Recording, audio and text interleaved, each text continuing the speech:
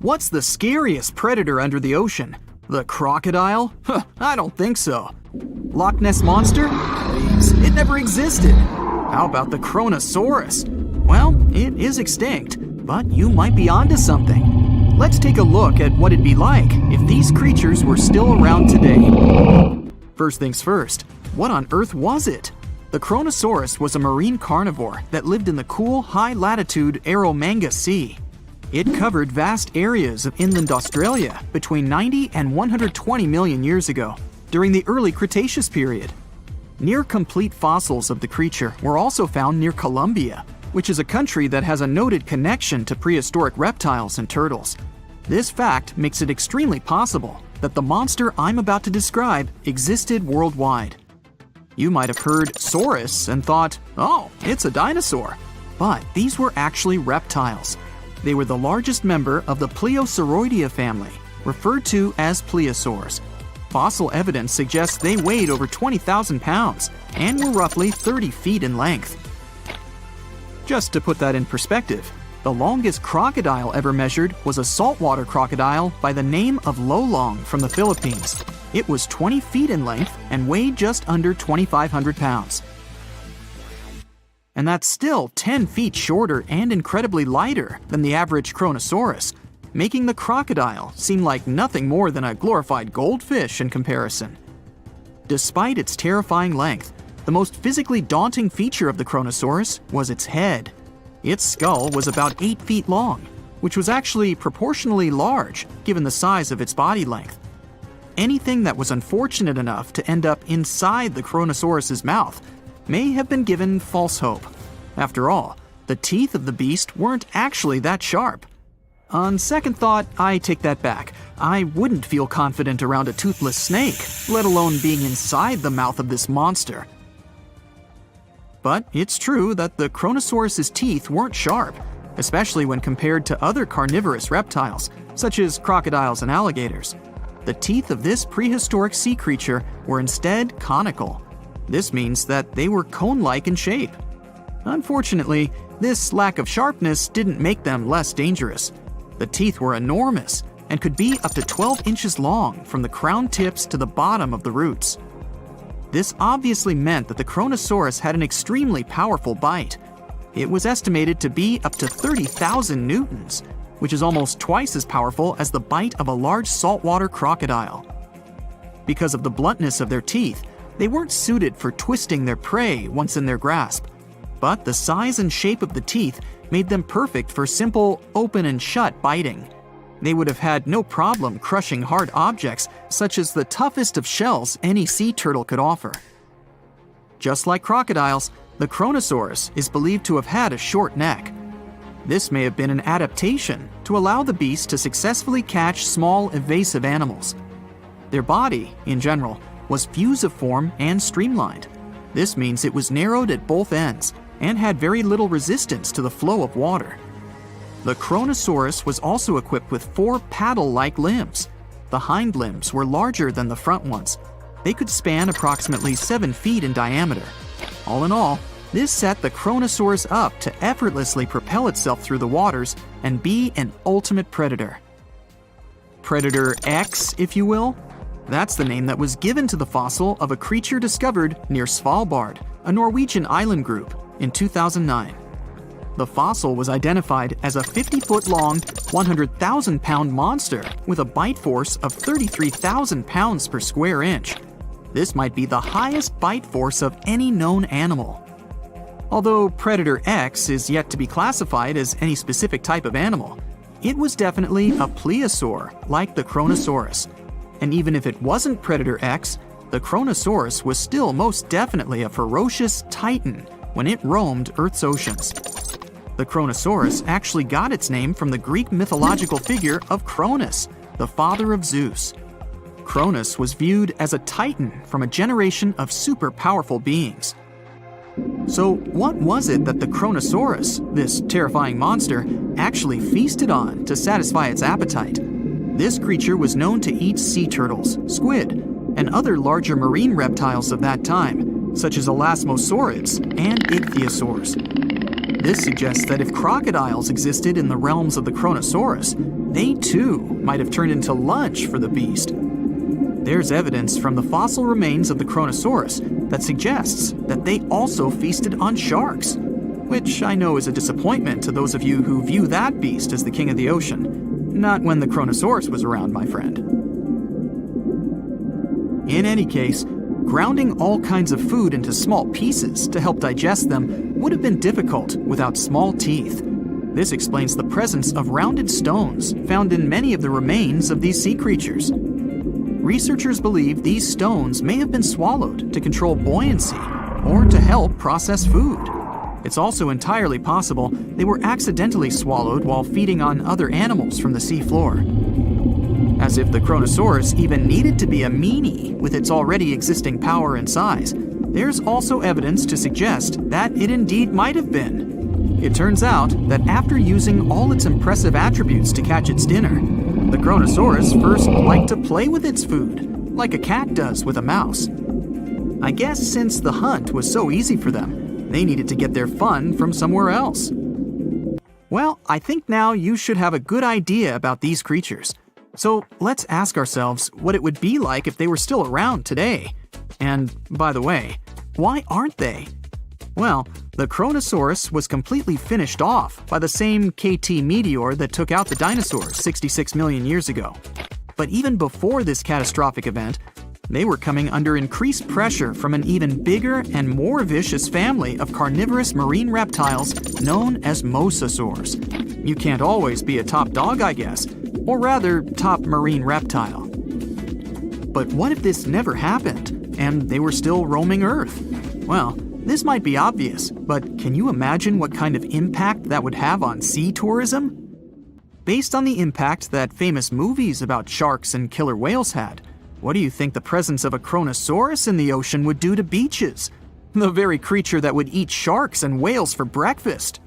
Beaches would certainly become a great place to go for a quiet walk, because nobody else would even be there. And what about such activities as boating, surfing, and scuba diving? You think anyone would dare try them, knowing that this 30-foot beast could be lurking beneath them? Let's give humans some credit and assume most of them wouldn't. This would cripple the global sea tourism industry, which is responsible for earning roughly $143 billion every year. Just to make sure this shocking point hits home, the most expensive yacht to ever roam the ocean was called the History Supreme. Its master bedroom was believed to have a statue made of T-Rex's bone and a wall made of meteorite rocks, as well as a 24-karat gold panoramic wall aquarium. Anyway, this yacht was worth nearly $5 billion, meaning you could buy 38 of them with the money lost in potential damages to sea tourism caused by the Kronosaurus. I'm sure that the yacht's owner was happy the beast never made an appearance in their luxurious aquarium. So luxurious, in fact, that some people believe the History Supreme, reportedly owned by some business genius from Malaysia, never even existed.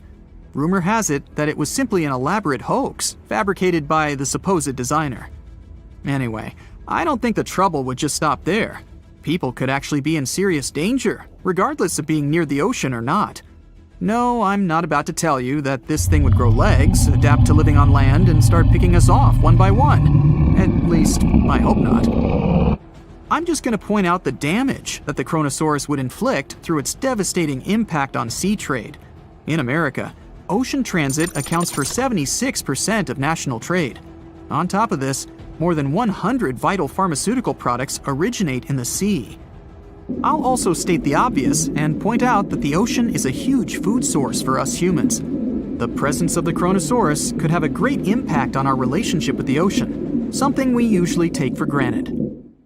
In 2016, two researchers were trekking through the forests of Arunachal Pradesh, India, when they literally stumbled upon this camouflaged beauty hidden in the leaves. A local man pointed out the snake, and they quickly realized it wasn't just any average viper. With its unusual pointed snout, similar to a hump-nosed viper, and a stunning orange belly, this snake had them scratching their heads. Back at camp, they took a closer look and knew they'd found something special. DNA tests at the Indian Institute of Science confirmed it. they found a brand new species, now known scientifically as Trimerosaurus arunachalensis. But the snake's unique features didn't stop there. The snake's paired reproductive organ was unlike any other viper, and its scale pattern was completely unique. While its closest relative has around 20 rows of scales around the middle of its body, this mysterious snake had only 17. The next species is a record breaker, and it's known as the largest gecko ever discovered, measuring around 2 feet long and being as thick as a man's wrist.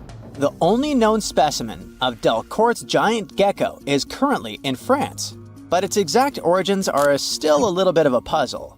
At first, people thought it might be from New Zealand because some local legends spoke of a giant, mysterious lizard that lived in forests.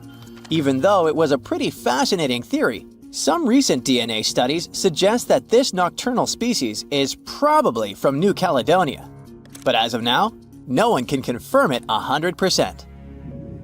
In general, sleeper sharks are big, slow-moving creatures that mostly hang out in deep, cold ocean waters. They usually have bulky bodies and a broad, flat head, which helps them blend into the dark sea. But in 2017, was caught at a fishing harbor and collected from a fish market located in Taiwan, and it didn't look like any of its relatives. First off, this 4.4-foot shark had smaller eyes and a tiny second dorsal fin compared to its cousins. It also had more rows of teeth in its upper jaw and fewer in the lower jaw, but the biggest surprise was that it was a pregnant female carrying 33 embryos.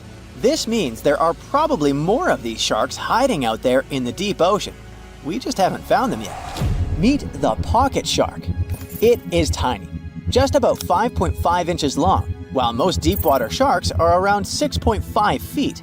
But don't let its small size make you underestimate it, because this creature is definitely one of the ocean's coolest secrets.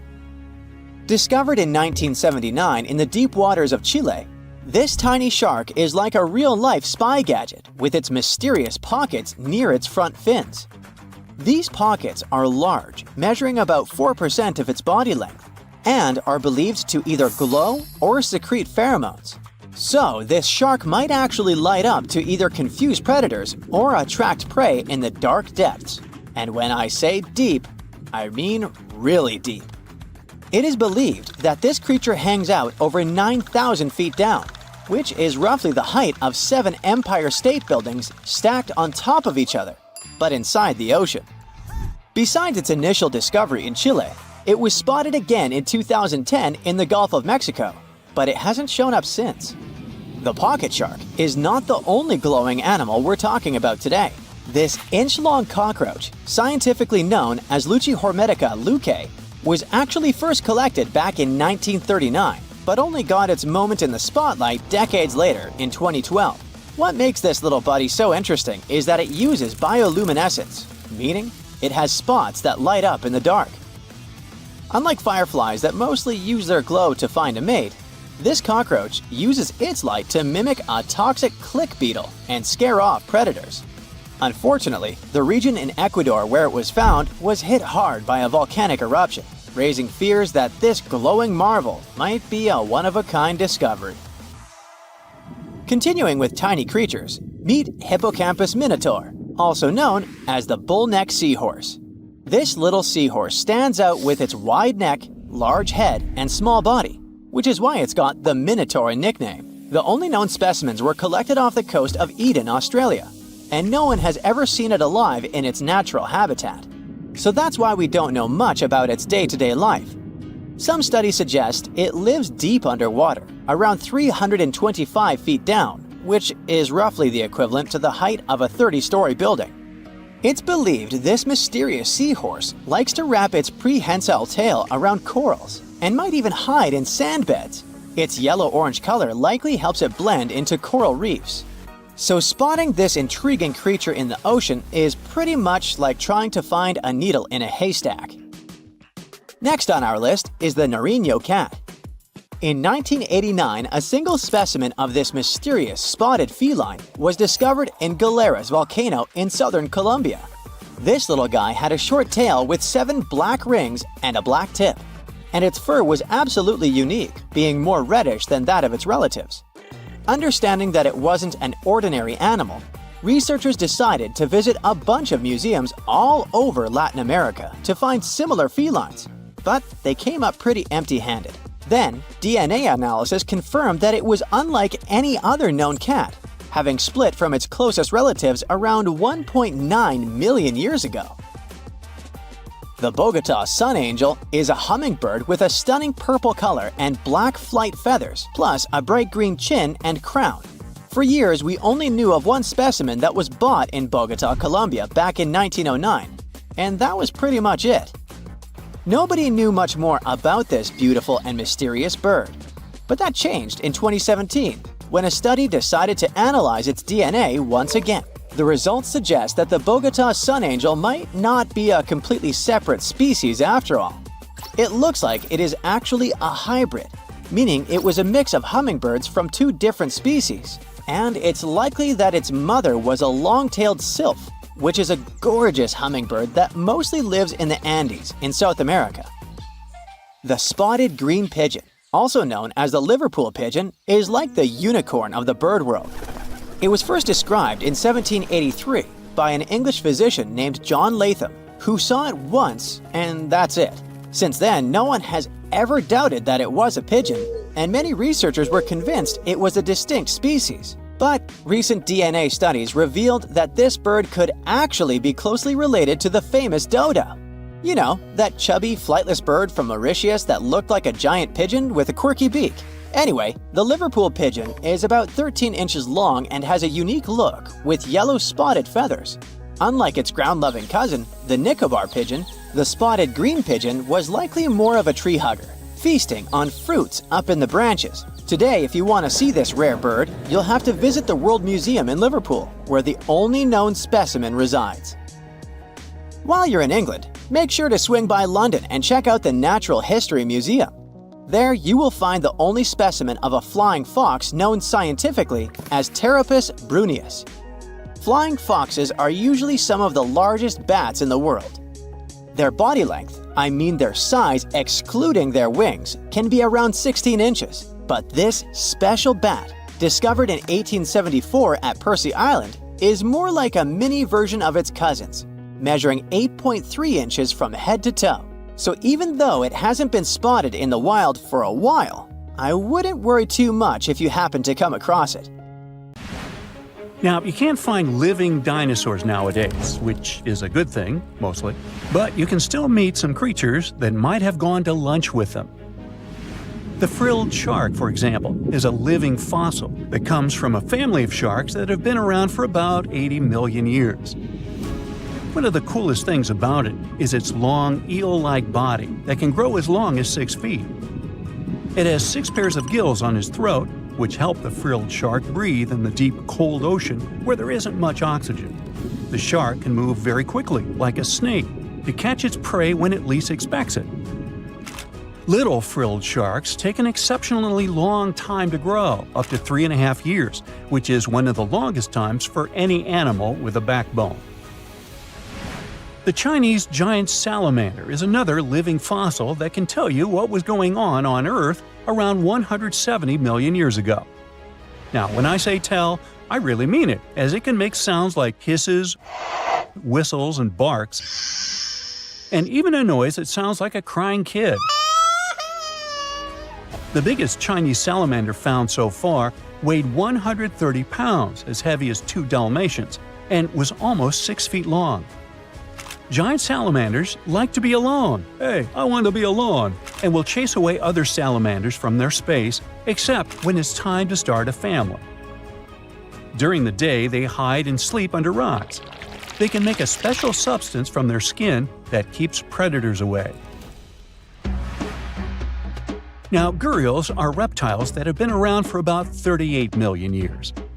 They live in India and Nepal in slow-moving, muddy rivers. Sadly, there are very few gharials left in the wild, less than 100. These creatures can't control their body temperature, so they need to sunbathe to get warm or cool down in the water if they get too hot. Their eyes are close together and face forward, which helps them see in 3 dimensions and judge distances more accurately. Gharials also have a transparent third eyelid, that protects their eyes when they're underwater. They have over 100 sharp teeth, but they can't chew their food. Instead, they use their strong jaws to grab prey and then, swallow it whole. The alligator gar is a fish that has a family history of more than 100 million years. It still has some cool features from ancient times, like being able to breathe both air and water. It also has a special spiral-shaped intestine, like a shark. The alligator gar is one of the biggest and heaviest fish in North America. Just like an alligator, it has a long body and snout, plus a row of sharp teeth. But instead of legs, the gar has fins to help it swim underwater. The tuatara isn't a lizard as you might think, and isn't a dinosaur either. This New Zealand resident is one of the most unique animals in the world. Scientists love studying tuataras because they can help us understand how today's lizards and snakes evolved. One of the coolest things about the tuatara is its third eye, called a parietal eye, on its head. It has its own lens, retina, and a nerve that connects it to the brain. Scientists think it might help the tuatara know when it's light or dark outside and absorb sunlight to make vitamin D or help them keep their body temperature exactly right. Tuataras can live an extraordinarily long time, up to 100 years. Cassowaries are the youngsters on our list, as they've been around for only 60 million years. They have some things in common with dinosaurs, like their three-toed feet and how they breathe. Cassowaries love to eat fruit, lots and lots of fruit. This love of fruit helps the rainforest because when cassowaries eat the fruit, their bodies don't harm the seeds inside. As they move around the forest, they spread these seeds, you can guess how, with their own natural fertilizer, helping new plants grow. Cassowaries are big birds, about 6 feet tall and weigh over 100 pounds. They have a special claw on each foot that is 5 inches long, and they can use it to kick real fast. If they feel threatened, they can charge, kick, and even jump on someone. They can also leap up to 5 feet in the air. So, the best thing to do is stay far, far away from where they live. The order Notostraca is a group of crustaceans that you may know as tadpole shrimp or shield shrimps. These animals have been around for about 360 million years. They have a wide, flat shell that covers their head, and they have a pair of eyes on top. These creatures can be found all over the world in different kinds of water, like freshwater, brackish water, and even salty pools. They can also look different depending on where they live. Notostracans aren't picky eaters and can snack on pretty much anything, from plants to small animals and other shrimps. Some of them are considered pests in places like California rice paddies because they stir up the mud, which blocks sunlight from reaching the young rice plants. Sturgeons are some of the largest fish species on the planet. They live only in the cool waters of the northern hemisphere and never travel below the equator. Even though they are huge, sturgeons don't have teeth. They eat by sucking food off the bottom of rivers, gulfs, lakes, and oceans. Scientists believe that sturgeons came from a group of fish that first appeared around 419 million years ago, long before dinosaurs even existed. Their ancestors survived a big extinction event that wiped out 90% of all species and went on to become the largest fish in many rivers in North America and Eurasia. Sturgeons can live up to 100 years old or even older. Female sturgeons can lay up to 3 million eggs at a time, but not all of the eggs eventually turn into real fish. Our next hero, the Pacific lamprey, has successfully lived through at least 4 mass extinctions. Its ancient ancestors evolved over 450 million years ago. These creatures have cartilage instead of bones and a third eye, which is a special light-sensing organ on top of their heads. Instead of a regular jaw, they have a mouth surrounded by teeth. They latch onto prey and sup up body fluids like real underwater vampires. And although he wasn't living underwater, the story goes that King Henry I of England might have lost his life because of a lamprey. The English monarch loved this fish so much that he defied doctors' orders to stop eating its flesh. He got sick every time he'd have it, but the lack of bones and the unusual taste made the royal fall in love with it. As a result, he got some scary symptoms from eating lamprey and eventually passed away. Can you say clueless? The elephant fish, also called the Australian ghost shark, has been on Earth for around 400 million years. Even though they're related to sharks, they aren't actually sharks. Instead of bones, their bodies are made entirely of cartilage. These fish have a special shiny tissue in their eyes that can make their eyes look like they change color from yellow to green. Elephant fish can be pretty tough and will fight back if they feel threatened. They like to be alone and usually don't hang out with other fish. Horseshoe crabs also deserve the title of survival champs, as they've been around even before dinosaurs, since 450 million years ago. 4 species are still roaming the ocean from Maine all the way to Mexico. Horseshoe crabs are more like spiders than ticks than they are like real crabs. They have 9 eyes, plus extra light sensors near their tails so they can see really well. They breathe underwater using flap-like gills near their belly, and sometimes they use these gills to swim upside down. Every spring, when the tide is high, these creatures come up to the beach at night to mate and lay their eggs, and you can see hundreds of thousands of them. It was the largest fish our Earth had ever seen, and its bite was strong enough to crush a car. The largest of its teeth found was the length of a remote control. It consumed about 2,500 pounds of food a day. That's like 3,300 cans of tuna for you. The earliest Megalodon fossils are from about 20 million years ago, but you won't see its skeleton, and that's because the mighty Meg had no bones. A skeleton made from bones gives most animals their body shape and strength. Sharks, though, come from the same subclass as rays, skates, and sawfish and have cartilage instead of bones. Cartilage is a tissue that is softer and more flexible than bones, but it's still tough enough to shape the body and protect the internal organs. Some areas are more flexible, since cartilage is weaker, and some, like the shark's head, are much tougher thanks to calcified cartilage. Their snouts, though, are made of really soft and flexible cartilage to work like a bumper in case of a collision with some dangers. Who knows if they'd be able to do all this with a heavy skeleton? Plus, cartilage makes their jaws more flexible, and they can open their mouths much wider than they would with a jaw made of bone. Our hero, Meg, was no exception, and it had the strongest bite of all living creatures, which was also made possible by a skeleton made of cartilage. Sharks take full advantage of their cartilage. It helps them swim and turn fast while hunting. One drawback of this type of skeleton is that it was really tricky for scientists to establish the shape and size of Meg. Normally, they would do it using fossilized bone skeletons or their parts. With Meg, they had to guess based on the teeth they found and comparisons with living relatives.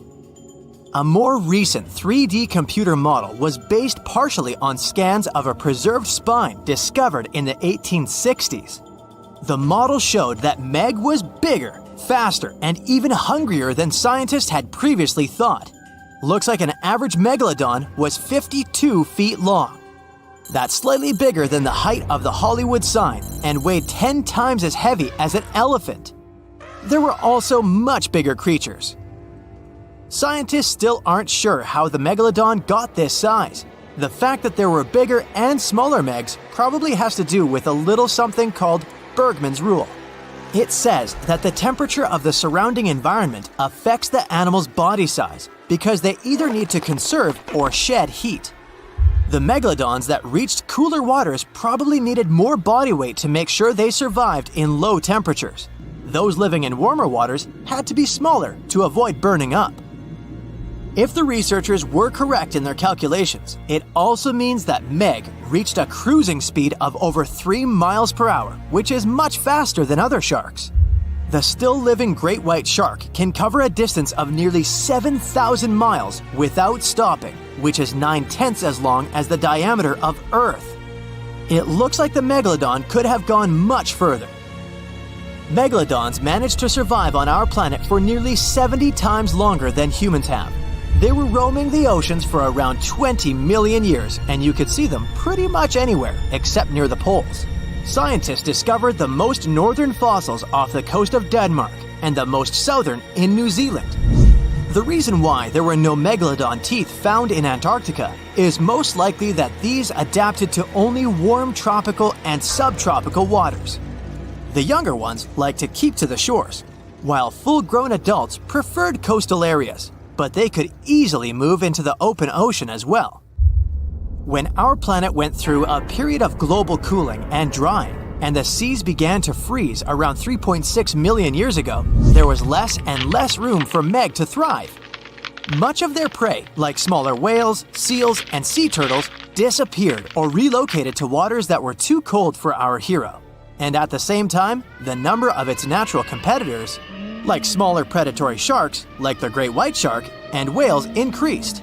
This shifting food chain dynamics could have been even more dangerous for the meg than the cold ocean water.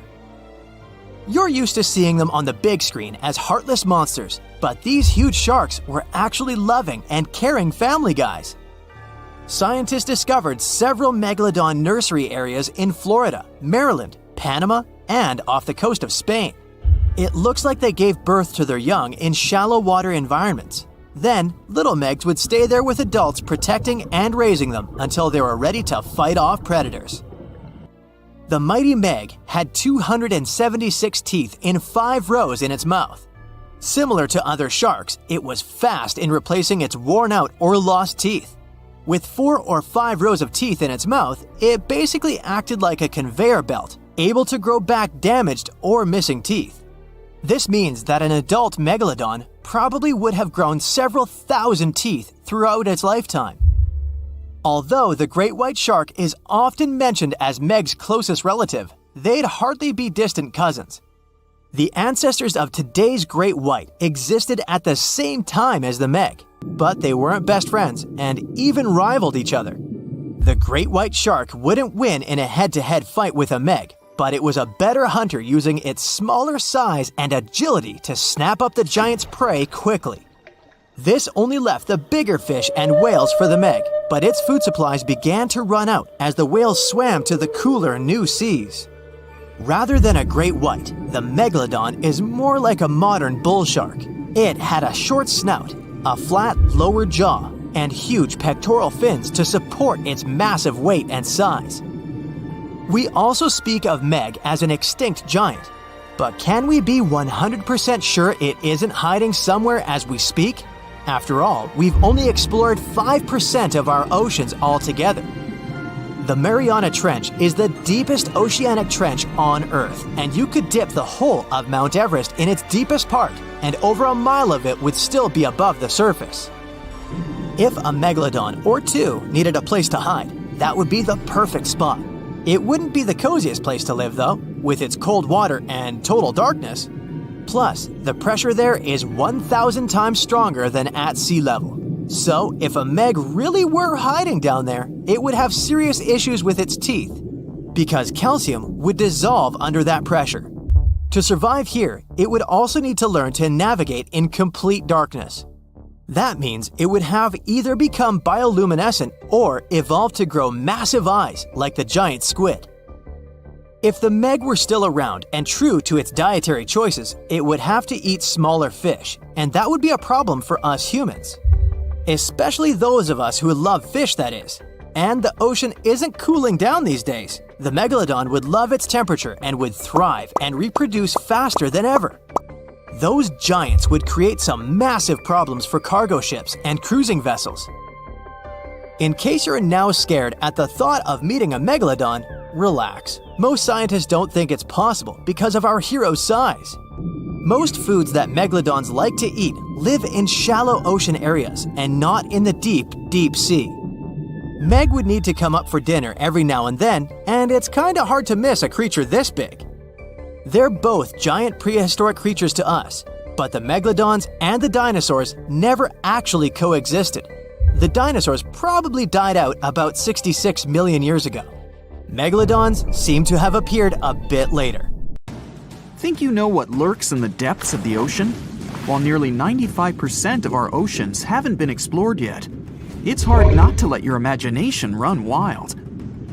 But thanks to brave explorers, deep-sea cameras, and awesome archaeologists, we do know about some pretty incredible sea creatures living in our waters today, and millions of years ago. From the 9-foot spider crab to the 60-foot prehistoric megalodon, these sea dwellers come in all shapes and sizes. But let's focus on sea creatures famous for their huge size. Can you guess which living species of whale is the largest? Well, it's not the orca, but that's a good guess. The orca is a toothed whale that can grow to anywhere from 23 feet to 32 feet, which is slightly smaller than a school bus. How about the narwhal? Nope, they're not the biggest either. These unicorns of the sea live mainly in Arctic waters and only grow 13 feet to 20 feet in length, and that's including their 9-foot tusk. Tired of guessing? Okay, I give in. The largest whale that still exists today is the blue whale. At a jaw-dropping 82 feet to 105 feet, the blue whale is not only the biggest whale we know of, but is currently the largest animal to have ever lived on Earth. Seriously. These animals are bigger than a T-Rex, and even the prehistoric Megalodon. If you were to put a blue whale next to a school bus, it would look like it could swallow it. Think about that. According to National Geographic, a blue whale's tongue can weigh the same as an elephant. And their hearts can weigh as much as a car. That doesn't even sound possible. It's no wonder these giants need to eat about 4 tons of krill every day. While there aren't too many animals living today that can compete with the blue whale's epic proportions, there is an entirely different species that is a good contender, and it's not quite what you would expect. It's a jellyfish. No, I'm not talking about the little jellyfish that wash up on the shore and ruin a perfectly good day at the beach. I'm referring to the lion's mane jellyfish, the biggest jellyfish around. This invertebrate can grow up to 120 feet long. They also come in different gorgeous colors like red, purple, or even shades of orange. As if their length wasn't impressive, the lion's mane jellyfish boast a whopping 8 sets of 70 to 150 tentacles. That means they can have up to 1,200 in total. And here's the giant oceanic manta ray, the largest type of ray in the world. Their wingspan can be longer than a bus. These guys can reach 30 feet in length. They also have the biggest brain compared to body size among all fish. Unlike their stingray cousins, mantas don't have venomous tails. And while the lion's mane jellyfish and the blue whale are yet to be beaten for the longest sea creature, there is one marine creature that can grow even larger in length. The Portuguese Physalia physalis, tentacles and all, can reach a length of 165 feet long, and that's according to mentalfloss.com. While this thing may look a lot like a jellyfish, it's actually known as a siphonophore, and there are hundreds and sometimes thousands of them that are genetically identical. Their long tentacles help the organism catch prey, and its sting is fatal to most animals, even humans in some cases. What's even creepier is that if one of the tentacles comes off the organism for whatever reason, it can float around the water for days before decomposing. Even if it's detached, this tentacle can still sting you. But don't go running out of the ocean just yet. Your chances of being hurt by a Portuguese Physalia physalis sting are pretty slim. However, if you do get stung, the side effects aren't pretty, with welts, stomach cramps, an elevated heart rate, and an upset stomach. While you don't want to go anywhere near these long creatures, they sure are pretty to look at. Check out all those colors. The Shastasaurus is the biggest marine reptile that has ever existed. These predators lived during the late Triassic period, about 210 million years ago. These amazing giants could reach lengths of up to 69 feet and weighed more than 75 tons. This made the Shastasaurus as heavy as a blue whale. And if you could stand this creature up vertically, it'd be as tall as a 7-story building. Despite appearances, the Shastasaurus was actually pretty slim for its size. Its ribcage was only 6 feet across. You'd think that this big guy was chowing down on other dinosaurs, but that's not the case at all. This reptile survived on a diet that consisted of small fish and cephalopods, like octopuses and squids. The Albertonectes is a bright representative of the plesiosaur family, meaning that this marine reptile had a small head on an incredibly long neck and large flipper-like limbs that helped it move through the water. These creatures occupied the seas around North America 76 to 70 million years ago. The length of this sea monster could reach 38 feet, with its neck taking up 23 feet of that length. Its neck was a true record breaker. It had a whopping 76 bones in it. No other animal known to humankind has had so many vertebrae in its neck. Scientists aren't sure why they needed such a lengthy neck. They might have used it to collect shellfish off the seabed, or perhaps it helped them capture their main prey, fish and squids.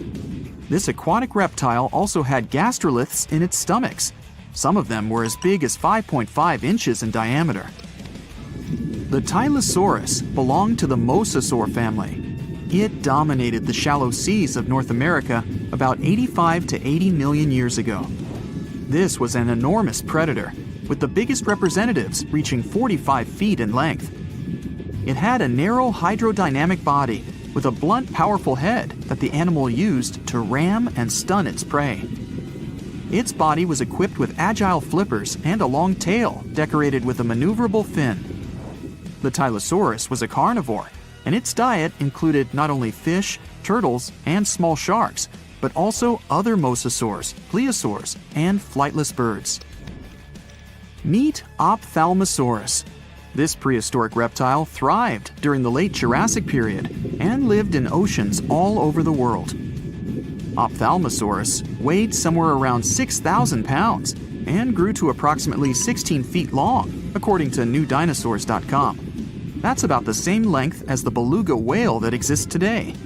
It's too bad these guys went extinct before we had a chance to see them ourselves, as their cartoonish wide eyes and dolphin-like features are pretty darn cute. Of course, the Ophthalmosaurus evolved over time to become ophthalmologists, or eye doctors that we know today. No, that's just a lie. Just testing you. The Mosasaurus is a truly gigantic predator that dominated the seas all over the world about 66 million years ago. According to fossil evidence, some specimens could be more than 50 feet in length. This fact makes the Mosasaurus the biggest marine carnivore of its time. One of the most terrifying things about this creature was its crocodile-like head, decorated with literally hundreds of razor-sharp teeth, neatly organized in 2 rows on both jaws. The thing is that it was pretty challenging for the Mosasaurus to grab its prey in the water. That's why it had all these teeth, plus something special: pterygoid teeth anchored to the bones on the roof of its mouth. This made hunting and holding onto its prey much easier. The Styxosaurus belonged to the plesiosaur family and lived during the late Cretaceous period, around 85 to 70 million years ago. Upon first glance at this dinosaur, you might mistake it for a sea snake, and it'd be an honest mistake. Styxosauruses were about 35 feet in length, but over 16 feet of that consisted just of their long snake-like neck. They had a comparatively small body and weighed approximately 4 tons. Their mouths were full of razor-sharp cone-shaped teeth that they used to catch fish. They didn't need to chew their prey, thanks to the 200 small stones called gastroliths in their bellies that probably aided in digestion. At the same time, some scientists believe that the Styxosaurus used these stones to sink to the ocean bottom in search of particular types of fish. Looks kind of like Nessie to me. The giant shark that terrorized the oceans some 20 million years ago. For 13 million years, this 60-ton beast dominated the warm waters of our planet. Though, some believe that the Meg still lives in the most remote and deepest parts of the ocean. It's a hot summer day. It seems only logical to go for a swim in the sea. You're floating on your back, completely relaxed. Your eyes are closed. Your breath is even. Water's pleasantly cool around your body. A light breeze touches your face. You feel calm enough to doze off. Suddenly, something bumps into your leg. Yanked out of your half-slumber, you begin to flail until you're face to face with the invisible danger. Luckily, all you spot is a couple of easily recognizable fins and cute smiley snouts. Phew, just dolphins. Guess you're lucky to meet them in the wild. These amazing creatures are so close, you can touch them. You've heard people say dolphins' skin feels rubbery, but to your mind, it's more like the inner part of a hard-boiled egg. One of the animals is so close to you that its salty smell fills your nostrils. You know, though, that dolphins don't have sweat glands. It means they don't sweat and are pretty much odorless. The smell you sense comes from the water they swim in. The largest and most ferocious predator to ever haunt the oceans, the Megalodon shark dominated the seas for centuries before coming extinct millions of years ago. However, scientists managed to discover very few remnants of the giant shark. Everything we know about the great beast we've learned thanks to fossils of its giant teeth, which are just about the size of the average human hand. A megalodon skeleton has never been discovered. Shark skeletons are made mostly of cartilage, meaning that they decompose quickly. Luckily, sharks continuously shed and regrow teeth throughout their lives. One shark can go through 40,000 teeth in a single lifetime. Scientists have managed to study different types of shark species based on their teeth alone. The megalodon shark had around 276 teeth. When they fell out, those teeth landed in the seabed where they stayed for millions of years, fossilizing. Scientists found those teeth, and they're the only real record we have of the megalodon's existence. Megalodon teeth have been discovered all over the world. It means that unlike other marine animals of its time, the megalodon was intercontinental. Even today, most sharks and marine animals tend to stick to one sea or ocean.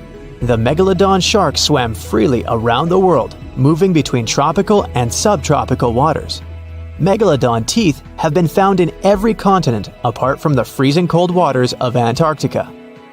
When a megalodon makes a starring appearance in a movie or TV show, it's portrayed to look like a giant version of a great white shark. Scientists previously believed that the megalodon and the great white shark both descended from one common ancestor. Still, it's not true. In fact, it's more likely that the megalodon was the arch-enemy of the great white shark's ancestor, the broad-toothed mako shark. That means Megalodon wouldn't have looked so similar to the great white after all. In reality, the Megalodon would have a shorter nose than the great white, along with longer pectoral fins to give the giant shark a stockier and more threatening build. They both had an excellent sense of smell though, so even in prehistoric times, it wasn't a good idea to go swimming with a chunk of raw meat in hand. And it certainly isn't safe now. Whether the Meg's hiding somewhere in the depths, which some still believe is true, or it's gone forever, younger cousins will still be there waiting. Also, both of them like to go after big marine mammals, so they would certainly have things to do together. That is, until the Meg got moody and accidentally ate its friend. You never know. These guys had a different hunting style. Great whites prefer to dive straight towards their prey and find its softest spot, like exposed legs or underbelly. Sometimes, an entire tooth would be found embedded in a bone of some bigger animal, such as a whale. Without the main parts they use for swimming, poor sea animals were then helpless and unable to escape. Yet whales were just a smaller part of Megalodon's diet. Seals, sea cows, squids, dolphins, other sharks. The good old Meg probably wouldn't say no to some random school of smaller fish swimming into its mouth either. Nothing better than a good snack after a big tasty dinner. Even those giant turtles weren't safe with their thick shells. The Meg probably took them as a dare challenge on a daily basis. Scientists have used computer simulations to try and work out the hunting style of the ancient shark.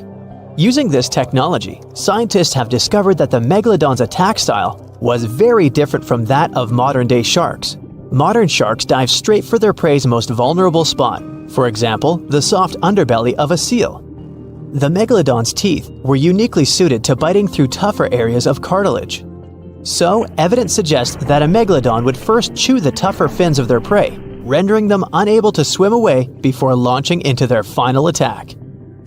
Some people believe that the Megalodon is still alive today, lurking at the depths of the ocean's waters. But it's unlikely to be true. Megalodons are a warm water species, which means they would be unable to survive in the cold waters of the deep ocean. Most of the Megalodon's potential prey live in shallower waters. meaning there would be very little for the Megalodon to eat at deep sea level. Simply put, if there was an animal as big as the Megalodon still living today, we would have spotted it by now. It is unlikely that you'll run into a Meg though. The sharks, like us, preferred warm coastal waters. Deep ocean living would be too cold for the beasts, and food would be scarce. Their entire bodies would also have to evolve to avoid being squished by the enormous water pressure down there. It's unlikely they're still around, but not impossible. Some good news if you do run into one is that the shark is pretty unlikely to eat you. You are way too small a meal for the Megalodon, even if you have a couple of friends with you. This guy eats whales that are over 50 feet long. If you're having a beach party though, it's a different story. In a beach full of swimmers, the shark very well might creep up, scooping several humans into its giant mouth without even chewing. The fearsome name Megalodon comes from two Greek words, megas, meaning big, and odont, meaning tooth. Combined, they mean big tooth, and it certainly lives up to its name. Just one of its chompers is the same size as a human head. It had 276 humongous teeth in total, across 5 terrifying rows. In all of history, only a couple of saber-toothed cats and the T-Rex had consistently bigger teeth. Now that's a showdown I'd like to watch. The Megalodon vanished millions of years ago, leaving only huge teeth to be found by modern archaeologists. They literally disappeared with very few traces left. Scientists believe that over time, deep sea levels dropped and the ocean's temperature went down rapidly.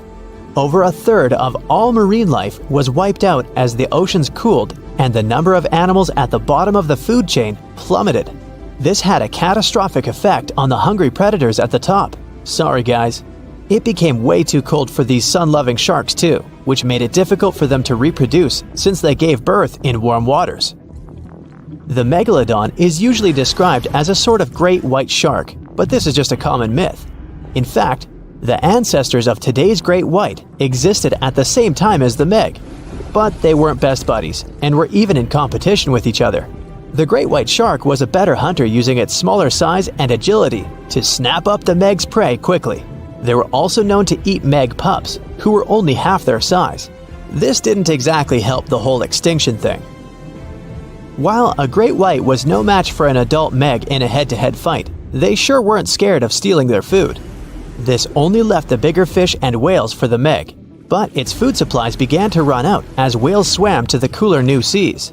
The whales adapted to prefer the colder temperatures, leaving our friend the Meg behind. The Megalodons either starved or were frozen into extinction by the Ice Age. Rather than a great white, the Megalodon is more like a modern bull shark.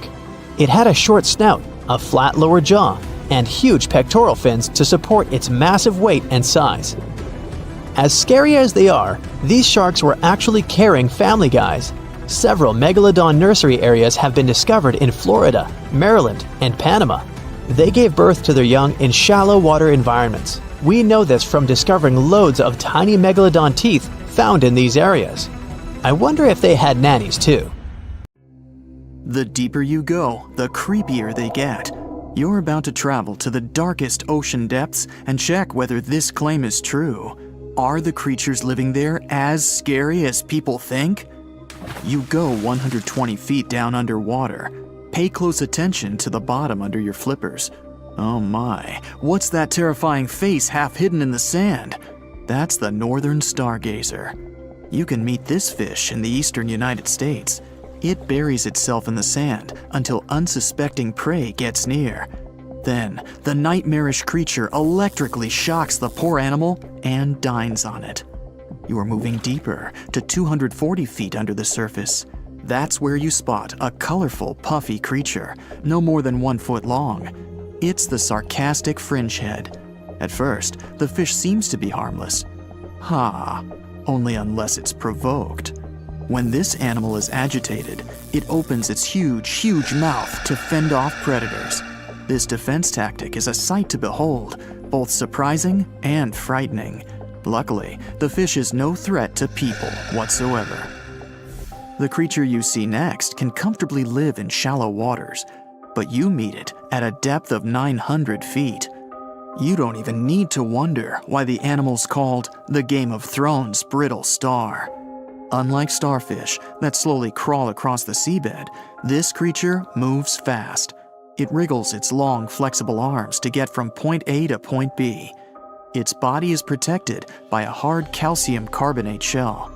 Also called snake stars, these creatures are tiny and easily fit in nooks, cracks, and small crevices in rocks. At a much greater depth of 2,000 feet, you come across the giant squid. For a long time, it was thought to be a creature from legends rather than a real animal. The giant squid was first caught on camera in 2001, and it's exactly as big as its name implies. The creature's eyeballs are the size of soccer balls, and the squid itself can weigh up to 600 pounds. Almost 3,000 feet below the surface, you get spooked by another creepy-looking animal. It's somewhat red and rather small, no longer than 1 foot long. As you approach the creature, it looks rather docile, or maybe just indifferent. The vampire squid, that's the animal's name, looks like an umbrella with tentacles. It doesn't even produce ink, so you leave it alone. Soon after that, at a depth of 3,200 feet, you meet the cookie cutter shark. This creature is a parasite. It attaches itself to big fishes, dolphins, whales, and sometimes even people. Then, using its neatly arranged serrated teeth, it gouges out cookie-sized pieces of meat. This nasty glowing animal doesn't grow larger than 20 inches and lives in the ocean twilight zone. At a depth of 3,300 feet, the light becomes a rare and valuable thing.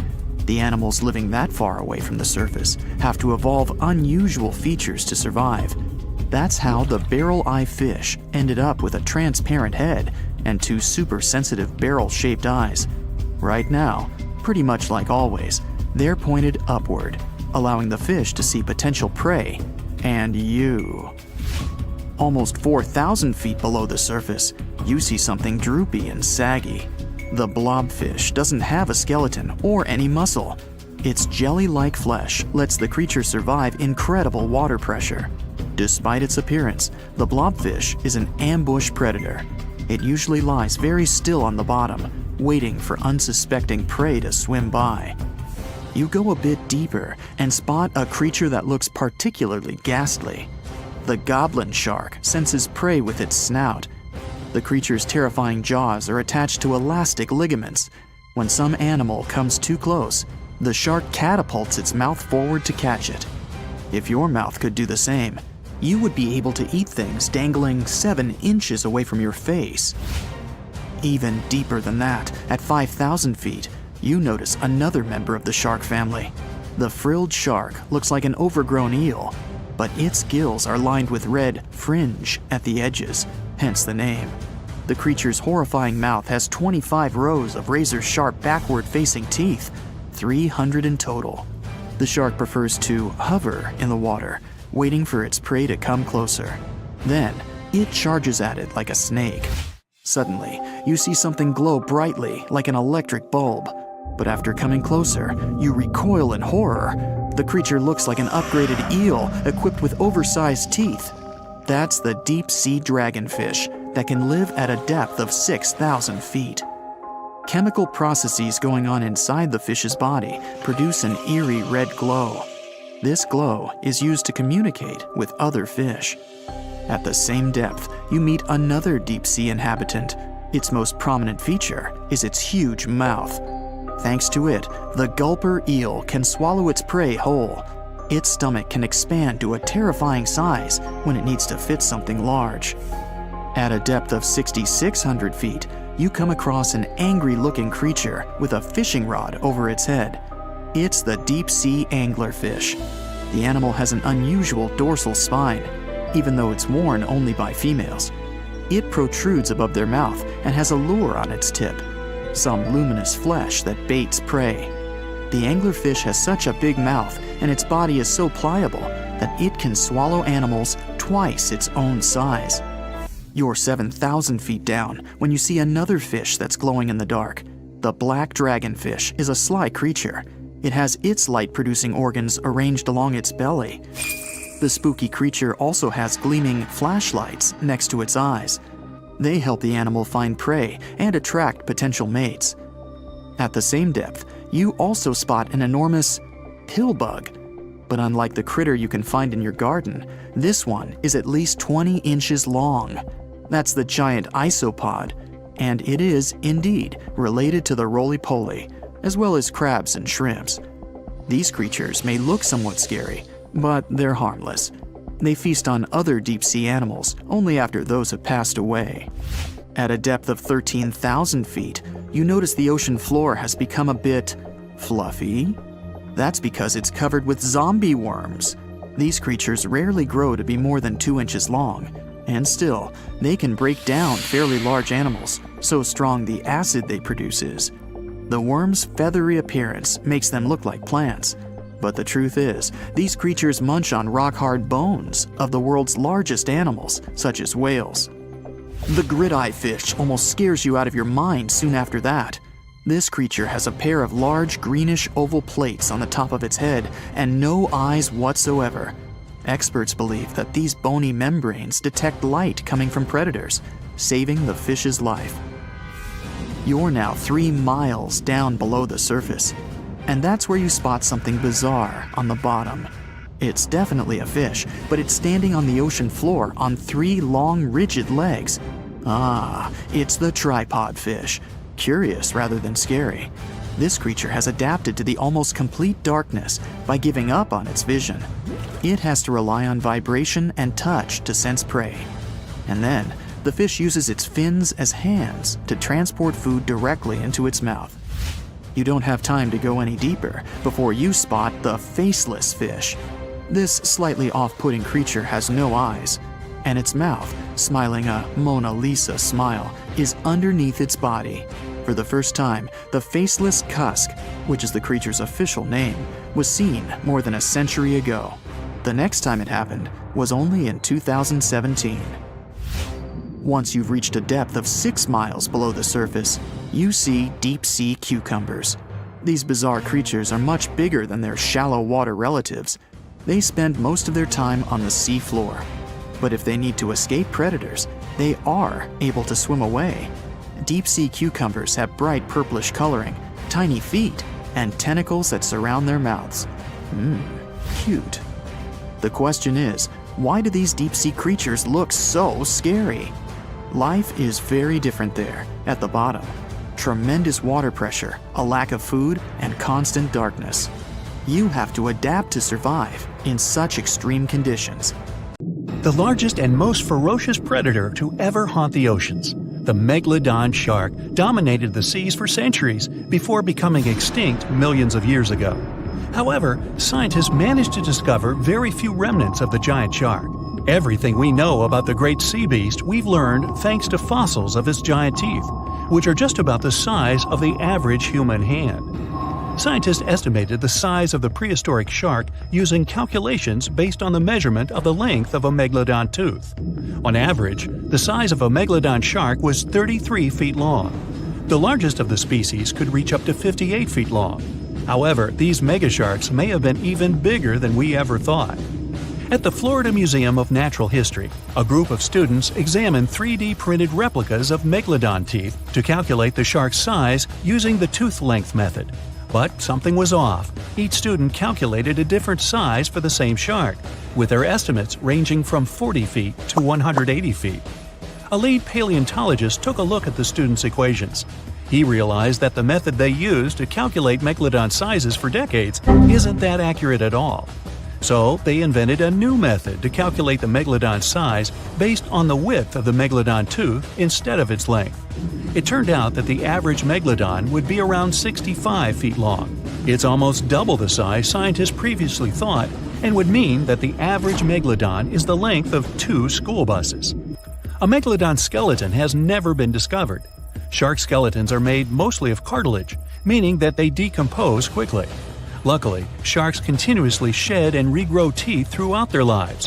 One shark can go through 40,000 teeth in a single lifetime. Scientists have managed to study different types of shark species based on their teeth alone. The megalodon shark had around 276 teeth. When they fell out, these teeth landed in seabed, where they stayed for millions of years, fossilizing. Scientists found those teeth and they're the only real record we have of the Megalodon's existence. The word Megalodon means giant tooth. Its tooth is around 7 inches long. For comparison, the largest tooth of a great white shark is only 3 inches long.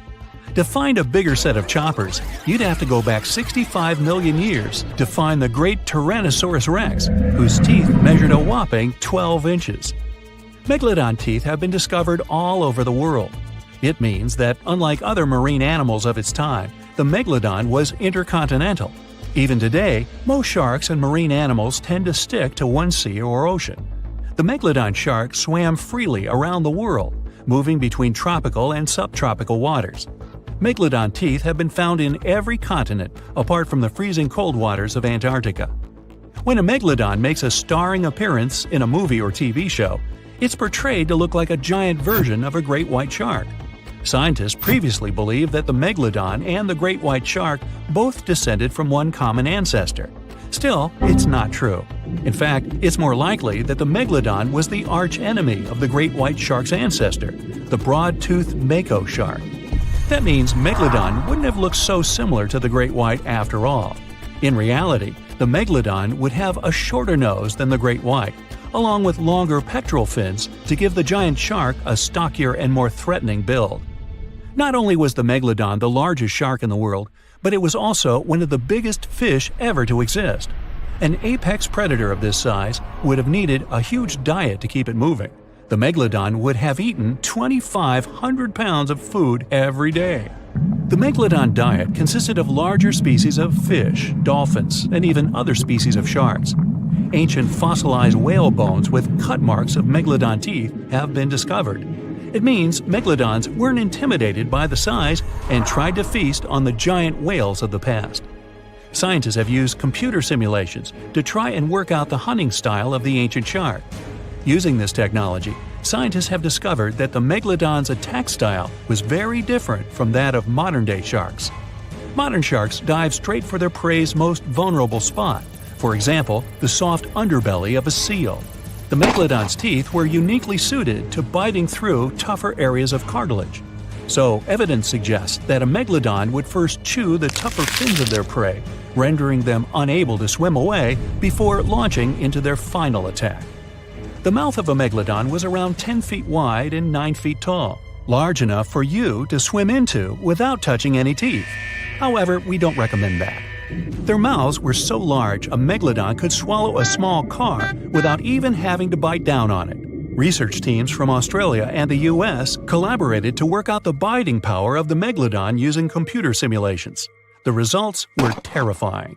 While the modern great white shark has the biting power of 1.8 tons of force, the Megalodon could easily chomp down on its prey with a biting power of 18.2 tons.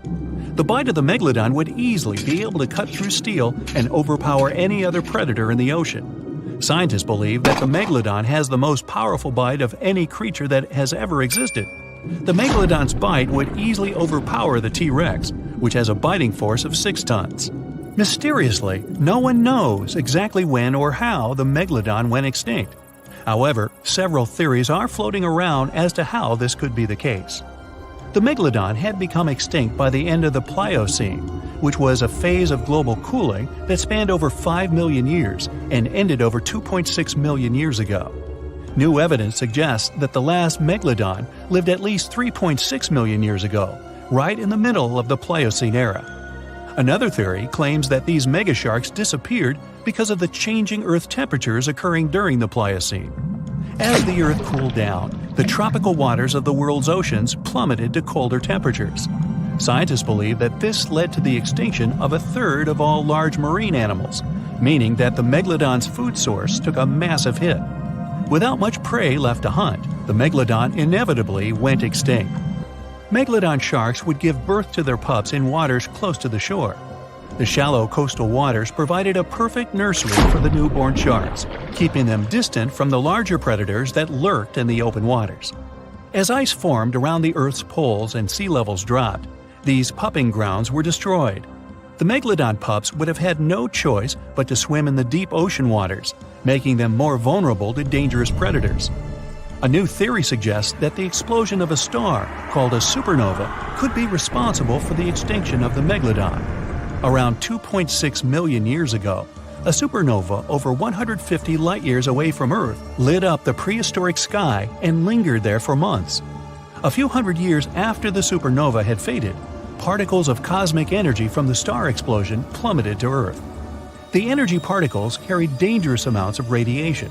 Researchers believe that this radiation could cause the mass extinction of many marine animals, including the Megalodon. Radiation from the particles extended hundreds of yards down into the ocean and was more dangerous for bigger creatures than for smaller ones. The bigger the creature is, the more radiation they would absorb. The 60-foot-long Megalodon was large enough to absorb great amounts of radiation. Some people believe that the Megalodon is still alive today, lurking at the depths of the ocean waters. But it's unlikely to be true. Megalodons are a warm water species, which means they would be unable to survive in the cold waters of the deep ocean. Most of the Megalodon's potential prey live in shallower waters, meaning there would be very little for the Megalodon to eat at a deep sea level. Simply put, if there were an animal as big as the Megalodon still living today, we would have spotted it by now. The Meg, aka Megalodon, roamed the oceans long after dinosaurs were wiped out by the Great Meteorite. It was one of the largest and most dangerous hunters that have ever lived on Earth, as well as the biggest shark. But then, about 3.6 million years ago, the last of its kind disappeared from our planet, leaving only huge teeth for modern archaeologists to keep finding. There are a few theories about why it could have happened, but scientists might have found the true reason. The Megalodon, which means big tooth, was the largest shark ever to exist. It reportedly lived around 20 to 3.6 million years ago and was truly enormous. Its bite was more powerful than that of a T-Rex, and likely any other powerful predator that has ever roamed this planet. It's probably not surprising, since this marine creature had extremely strong jaws that could span from 9 to 10 feet wide. That's enough to swallow 2 grown-up people side by side. The jaws were also lined with 276 teeth, and they reached 7 inches in length. That's as long as a small hedgehog. Once these teeth got worn down, the shark got rid of them and grew new ones. Such large sedated teeth helped the Meg to eat meat easily. The shark itself could grow up to 59 feet long. That's twice the length of a London double-decker bus. The animal was also pretty heavy. While a fully grown T-Rex weighed about 8 tons, the weight of a large Megalodon could be more than 30 tons. With no competitors, the enormous shark was the real king of the oceans. It hunted other sharks, large fish, and even whales. Then why did such a magnificent creature disappear from the face of the Earth? The previous theories mentioned the great white shark. The Megalodon is usually described as some gigantic version of this marine animal. And this is a common mistake made because most people think these creatures were related. But in reality, the Meg looked more like a modern bull shark. Its snout was snout, its lower jaw was rather flat, and long and massive pectoral fins supported the animal's weight. But what's more important, the ancestors of today's great whites existed at the same time as the Megalodon. Now, with great size comes great clumsiness. And although the Meg was huge and powerful, it was also not as nimble as smaller and quicker great white sharks. Great whites could have rivaled a Megalodon for food, and were often more successful hunters thanks to their agility. They couldn't fight the Meg openly, but were fast enough to steal its food. So according to this theory, the only food left for the Megalodon were whales and equally big marine animals. Grown-up Megs could easily catch such beasts, but their offspring were much smaller and more vulnerable than their parents. Could smaller sharks have used this to their advantage? Maybe while megasharks were still little, they became a meal for great whites, as well as bull and tiger sharks. Even at those times, a great white shark could reach the length of 20 feet, while a Megalodon kid was definitely smaller. But even if there had been no open confrontation between young Megalodons and smaller grown-up sharks, Meg kids wouldn't have been able to find food for themselves to grow to adulthood. The reason is the same. The population of other sharks was growing, and they were rivaling each other and the Meg for convenient food.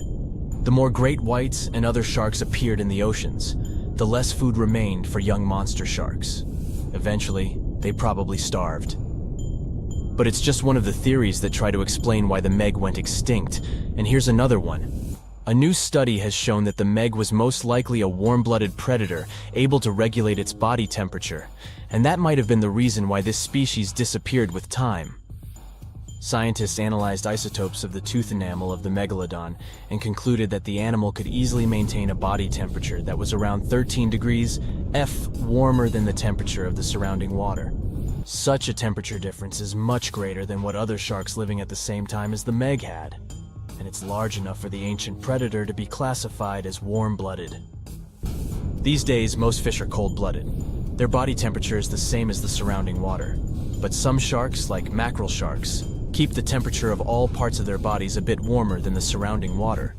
But it doesn't make them completely warm-blooded because they simply store heat generated by their muscles. And in mammals, body temperature is regulated by a special region of the brain called the hypothalamus.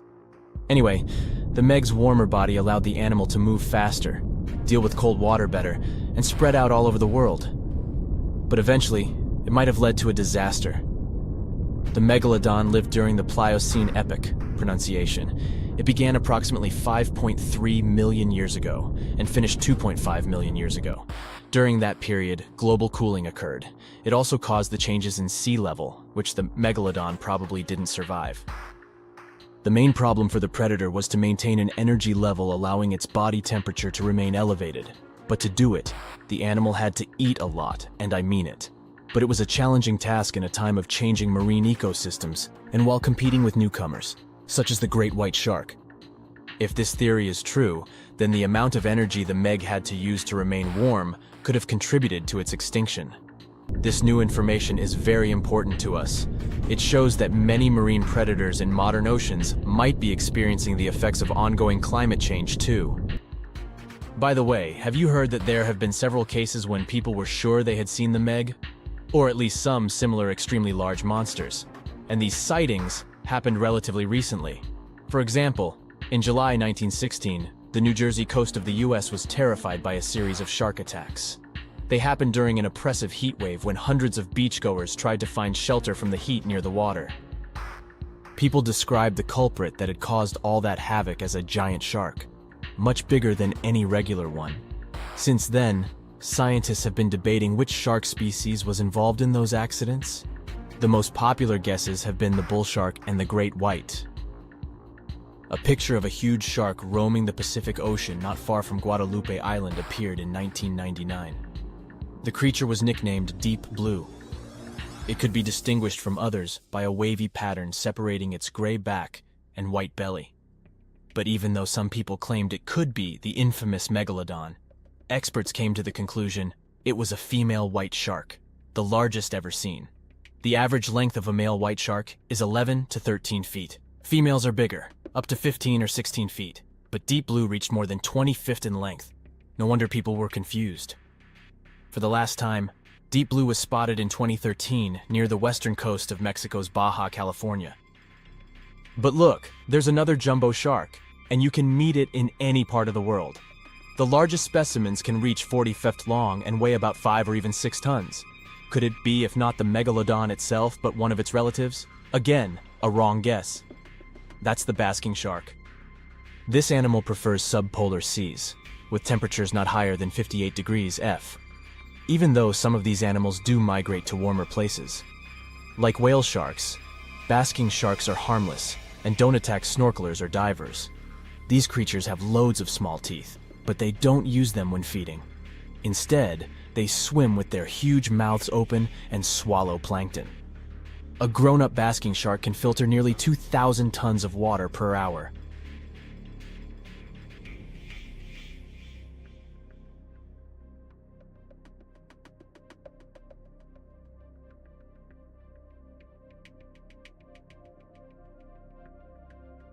Most of the ocean is still shrouded in mystery, whether we're talking about dark corners or creatures that are hiding in the depths. But sometimes, it gives us a peek into scary things it hides in its cold, dark depths. Like when you hear on the news that there are some deep-sea creatures washed ashore after a powerful storm once again. Some just look weird, while others are real monsters that live at depths of more than 3,300 feet. The coldest and deepest parts of the ocean have created one specific phenomenon called gigantism.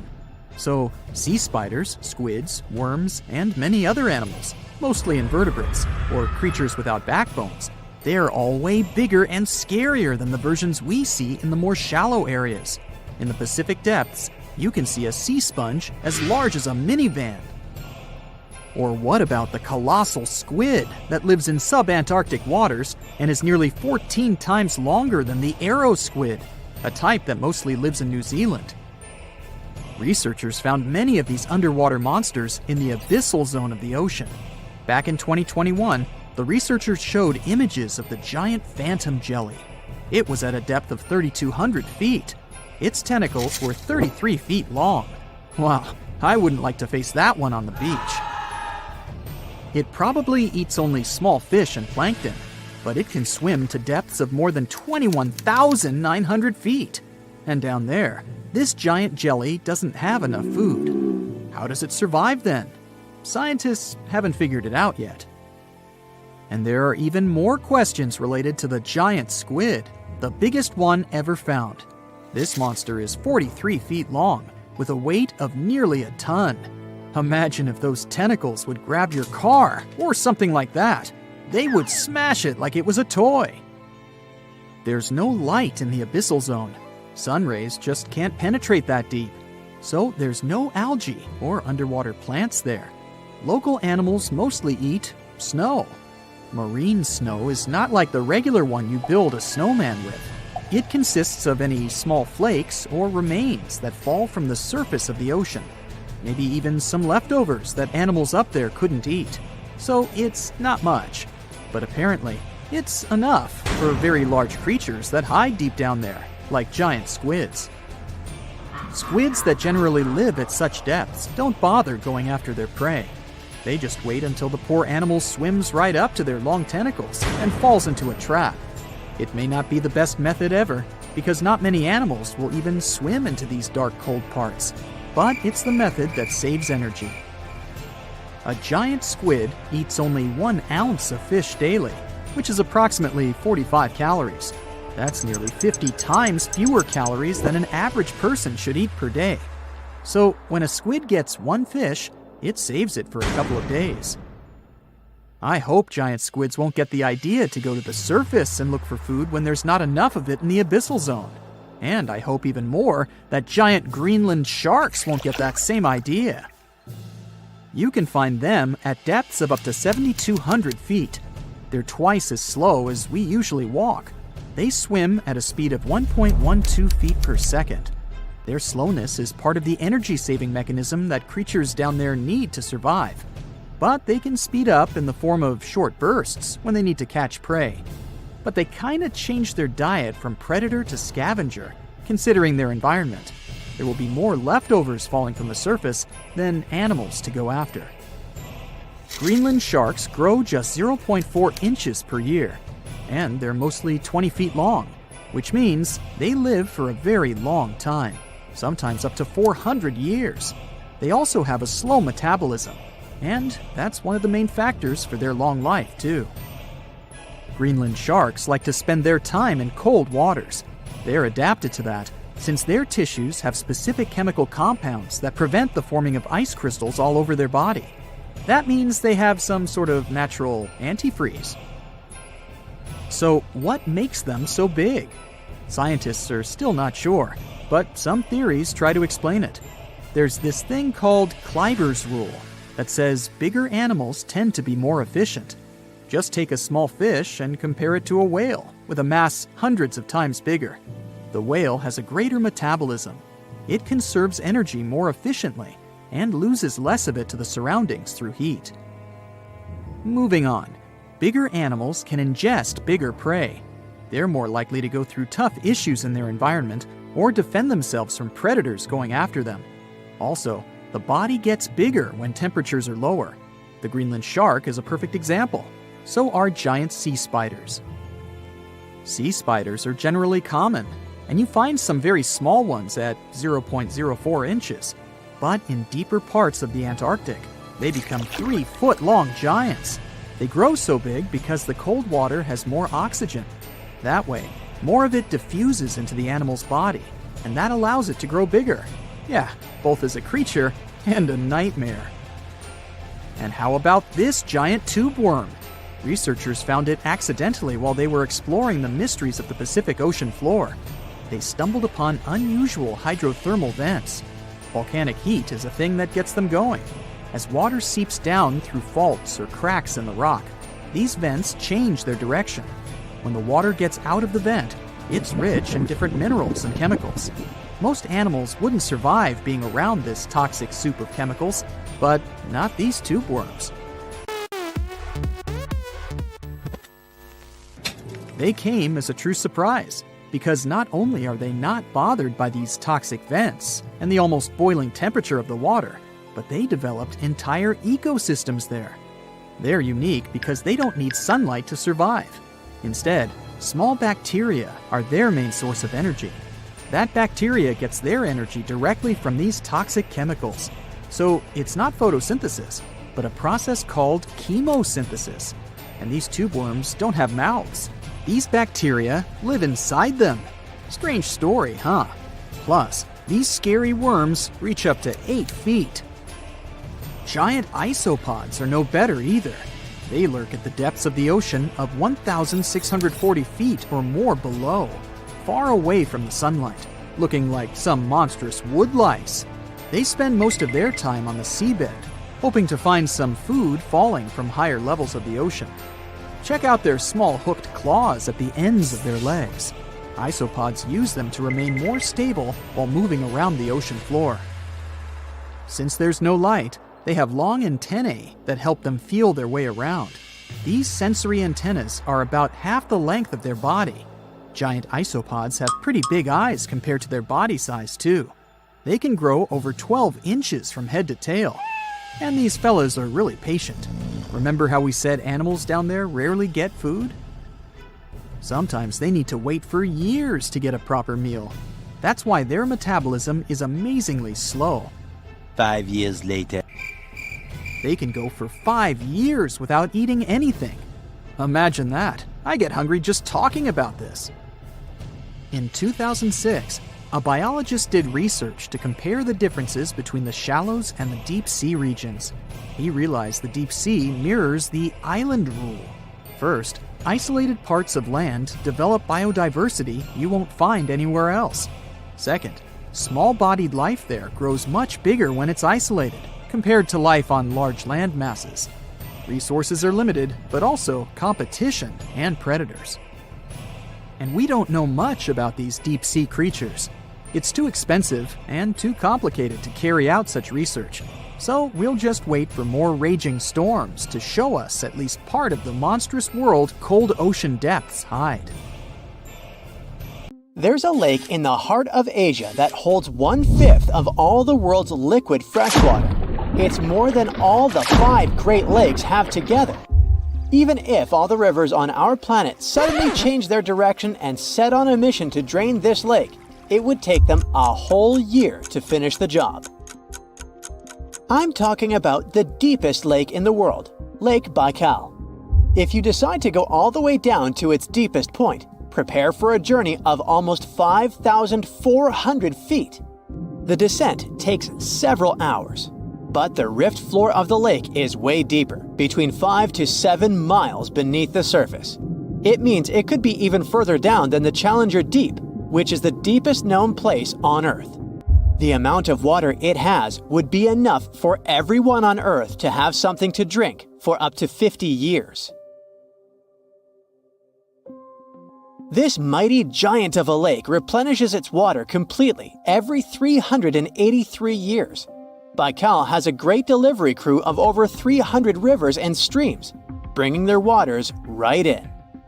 And only one river flows out of Baikal, the Angara, which is headed straight for the Arctic Ocean. Baikal isn't only the deepest, but also the oldest existing freshwater lake in the world. It formed at least 25 million years ago. It all began when the Earth's crust decided to play Tetris and created the lake and the surrounding mountains. At some point, Baikal must have been just a humble riverbed, but then tremors and fractures shook the Earth, and the distance between the shores got bigger. Water levels rose thanks to the melting glaciers. Then, several lakes formed and later merged into one. Baikal is one of around 20 lakes in the world that are older than 1 million years. And since it wasn't disturbed by glacial periods, it's a perfect research ground for scientists. Its deep-drilled core sediments can tell a lot about the climate of our planet in different periods. Since Baikal is in a rift basin with 2,000 seismic tremors per year, the lake is deepening and still growing in size. Its shores drift apart at around the same rate as South America and Africa are moving away from each other, so it has all the potential to become an ocean. Another thing Baikal has in common with the oceans is that it has water rich in oxygen, even at its lowest depths. This is one of the reasons why the fauna of the lake is so incredibly rich. It's home to over 2,500 various animals and 1,000 plant varieties. Around half of them are unique and only exist in this area, like the endemic algae, the Baikal omul fish, and the Baikal oilfish. There are also some bears, elk, and lynx living on its shores.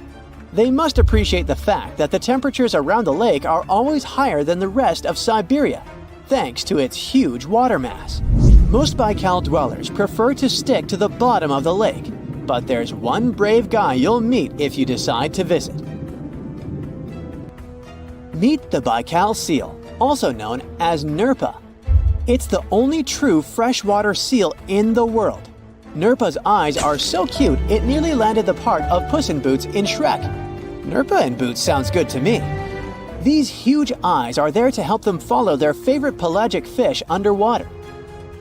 There are other seal kinds that can handle freshwater or use it to breathe, but these cuties spend their entire lives in it.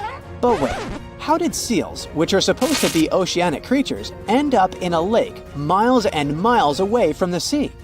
About 400,000 years ago, during the Pleistocene era, these adventurous creatures traveled up the river and drainage systems that connected Lake Baikal to the Arctic Ocean. The ringed seal that still lives in the Arctic is believed to be the Baikal seal's closest ancestor. Today, Baikal seals are confined to their freshwater home because of the changes in waterways. And they seem to be pretty happy with their home as they can choose from a huge variety of food to eat. The seals mostly hang out in the north and central areas of the lake, but move south in the winter. The lake gets covered with ice, which they use as a chill-out zone, just like their oceanic cousins use rocks or the beach. Since at least 1969, Lake Baikal has had some mysterious ice rings pop up randomly here and there. At some point, they got so big that the astronauts even spotted them from space. The rings usually appear in late April, but can be there in January or May. Scientists couldn't crack the code on how these rings form for a while. They had all sorts of theories, and the most popular involved methane gas bubbles from the lake's depths. But then, scientists noticed that some of the rings were in shallower waters, where gas emissions don't happen. So, an international team of scientists decided to solve the mystery. They traveled to Lake Baikal, drilled holes in the ice, and dropped sensors into the water. In 2016, when they started the research, they heard that 2 vans had gotten stuck in the mysterious ice rings. Once they had analyzed the data from the sensors, it turned out that the secret behind the rings was warm eddies flowing clockwise under its ice cover. The currents were less intense in the center of the eddies, so the ice above them was thicker at the edges. The waters of the lake are so clear that you can see some extremely deep parts up to over 130 feet down. This is thanks to the surrounding mountains that send off melting ice right in. Plankton that live in the lake also helps clean the floating debris. When this crystal clear water freezes, it forms an unusually thick and see-through layer of ice. The wind likes to play sculptor on Baikal and creates one-of-a-kind pieces of art here. It picks up water, which, of course, freezes into the most unusual designs. Frozen bubbles and icicles you've never seen before. The location and geography of the lakes and the cycles of melting and refreezing create the perfect conditions for this ice workshop. and you can even see rocks that seem to be floating. The bottom of the rock freezes to the surface of the ice. Then, the strong winds wear away the surroundings, leaving a perfect pedestal for the rock. If you think the floating rocks look eerie, how about Baikal's version of the Loch Ness Monster? The local Buryat people have a legend about the water dragon master that lives in the lake. A dragon is believed to be the most powerful creature living on Earth in Asian mythology. They believe there are 4 dragons living in the 4 seas, each responsible for one of the cardinal directions. Baikal is the North Sea in this story. The image of this dragon is supposedly etched in ancient petroglyphs on the cliffs of Baikal. There's also a hefty stone slab that looks like a monument dated back to somewhere between the 3rd and the 9th century BCE, depicting a mysterious water monster. Imagine the stories this stone could tell, echoing the whispers of a bygone era and leaving us to unravel the enigma of the Baikal cliffs. The legend says that a local warrior was chasing the dragon. He finally reached the largest Baikal island of Alkan. He was ready to face and defeat the dragon, but the beast turned into a beautiful girl, and they got married. That's one unusual twist to a classic defeat the dragon and take the girl story. So, local legends describe that dragon as a giant sturgeon with an almost gator-like snout and armored body. In reality, the mythical monster must be one of the many huge fish living in the lake. They can afford to grow to several feet in length thanks to the high levels of oxygen in the water. Beluga sturgeon can weigh several thousands of pounds, lives up to 50 or 60 years, and never stops growing. Now, one of the most common animal myths is that mice love cheese. It popped out a long time ago, probably as early as when people started storing food. Since mice are regular visitors to human homes, they were constantly looking for food they could eat. People used to store grains in glass jars. They also kept their meat hanging up high. But they'd lay the cheese on the shelf, which was an easy target for all the unwelcome pantry visitors like mice. So they ate it because they couldn't reach anything better. But a mouse will definitely more likely go after chocolate or some other sweet thing than the cheese. Who can blame them? Now, flamingos don't really stand in the water on one leg so they wouldn't get cold. This is just a simple way for them to spare the effort. It's exhausting for us humans to stand on one leg, but for them, this is the most stable position possible considering their peculiar anatomy. This pose doesn't require any muscular work. Now I'm jealous. One of the most widespread and oldest myths out there is that ostriches hide their heads in the ground every time they're scared. A long time ago, researchers thought ostriches weren't very smart because they bury their heads in the ground without being aware the rest of their large bodies are still out there, where everyone can see them. In fact, ostriches do it when they want to swallow sand and pebbles to boost their digestion or just turn over the eggs they lay in their nests. And even then, they technically don't bury their head, but put it near the ground. Otherwise, with its head in the sand, the poor thing wouldn't be able to breathe.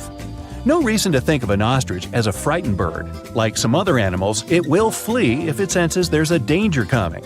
And in some situations, it'll fight back and defend itself. And that's one angry bird. What do you think is the largest thing a blue whale can swallow?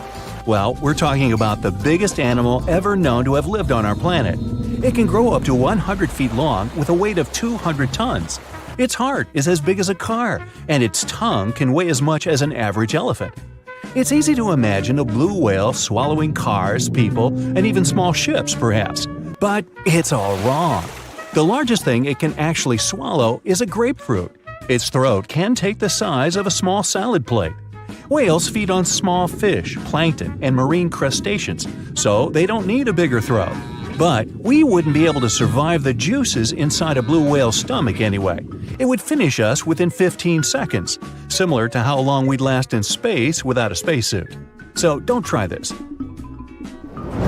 Camels don't store water in their humps. We're talking about animals with extraordinary resistance to some pretty extreme conditions. They can survive even when drinking water only every 8 to 10 days, but not because they have a secret stash on their back. It's because, when they have a chance to drink, they will swallow 50 gallons of water at one sitting. They mostly use it to replenish 30% of their total body weight, an amount they can lose by dehydration. So, they lose a lot of water but quickly regain it. Their humps are where they deposit fat, but it's not for producing water. The oxygen camels would need to inhale would cause them to lose too much water because it would evaporate through their lungs. That's why they use fat as a nutritional source for energy.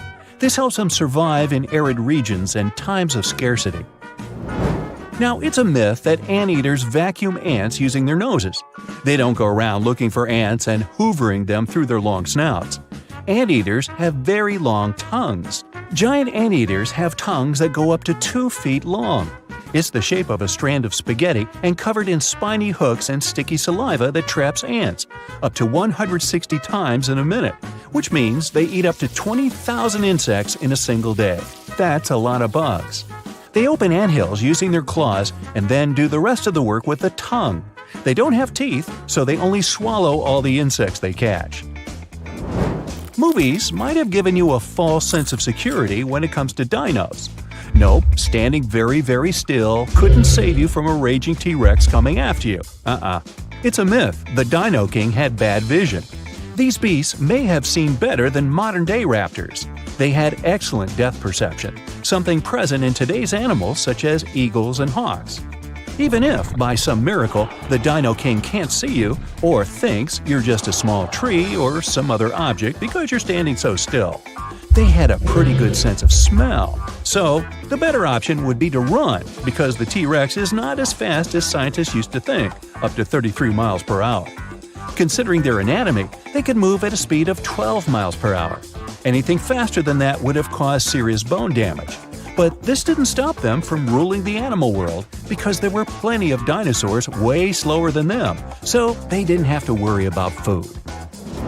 Another misconception states that owls can spin their heads, neither more nor less than 360 degrees. Their head spinning does have its limit, 270 degrees in one direction.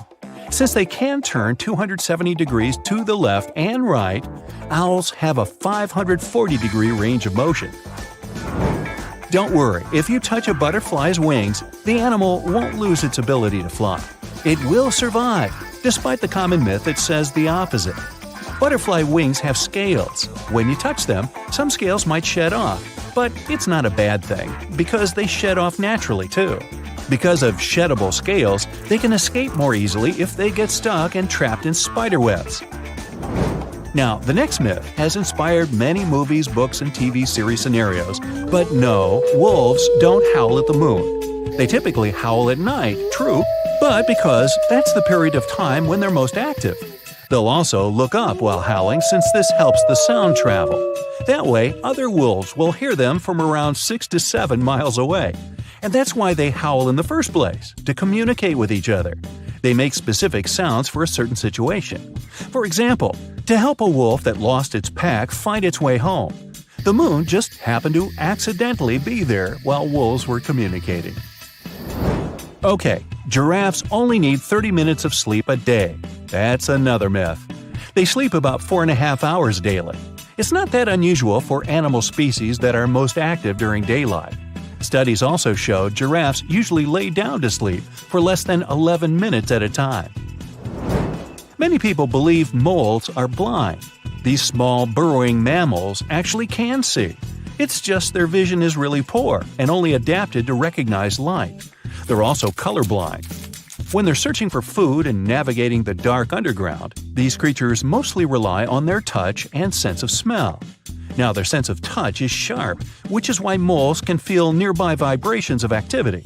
This helps them avoid danger or find their next meal more easily, like millipedes, worms, centipedes, and other invertebrates. Yum! They're really fast at digging and can dig a couple of inches per minute. In the winter, animals hibernate, not because it's too cold for them to be outside, but because there isn't enough food during that period. When an animal is in hibernation, its heart rate, body temperature, breathing, and other metabolic activities slow down significantly. That's how they conserve energy. Chipmunks, bats, turtles, snakes, they all hibernate during the winter, which saves them energy for other seasons when they get more active and are capable of getting more food. I'd say bears too, but they're not the true hibernators. If you try waking one up during the winter when you believe the animal is sleeping, you might end up having a bad time. Now, they do slow down, which means they sleep for extended periods of time. They're still not asleep for the entire winter season, and you can easily wake them during their sleep, so let's not. Now, don't believe myths. Earwigs won't lay eggs in your ears. Yup, despite their name, they're not that interested in your ears. Well, at least there's no evidence they'd want to go there. They prefer to spend their time in dark, moist places, such as under tree bark or in soil. So, your ears are off the hook. Want to high-five a sea creature? Well, put your hand up for the Tasmanian red handfish. This fish doesn't swim like a fish. It walks. It uses its flipper-like hands to stroll around on the ocean floor. These bottom walkers are disturbed by swimmers and boats a lot. Some people even want to take them home as pets. I think it's better to just give them a wave and swim on by. The vampire squid. Its species name is Vampiroteuthis infernalis, which translates to vampire squid from hell. Oh yes, this vampire squid means to terrify everyone with its name, its dark red color, its spikes at the bottom, and the scary fact that it can basically turn itself inside out. The vampire squid loves putting on a good show, but it's as harmless as a kitten is to humans.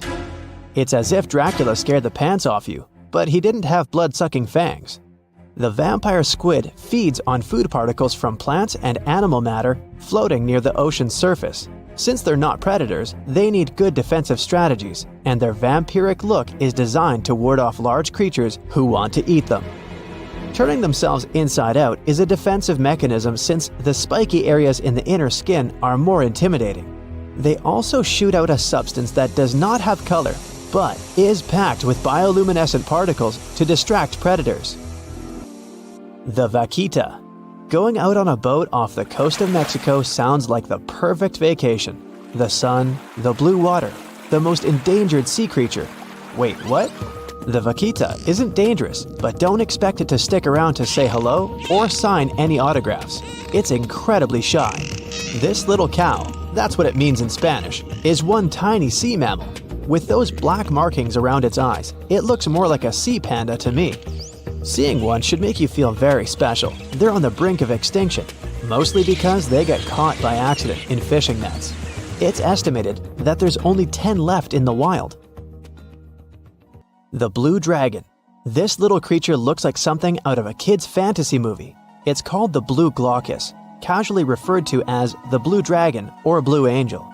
It can be found in many places, the Atlantic, Pacific, and Indian Oceans. It's kind of a mollusk and it only grows to be about an inch long.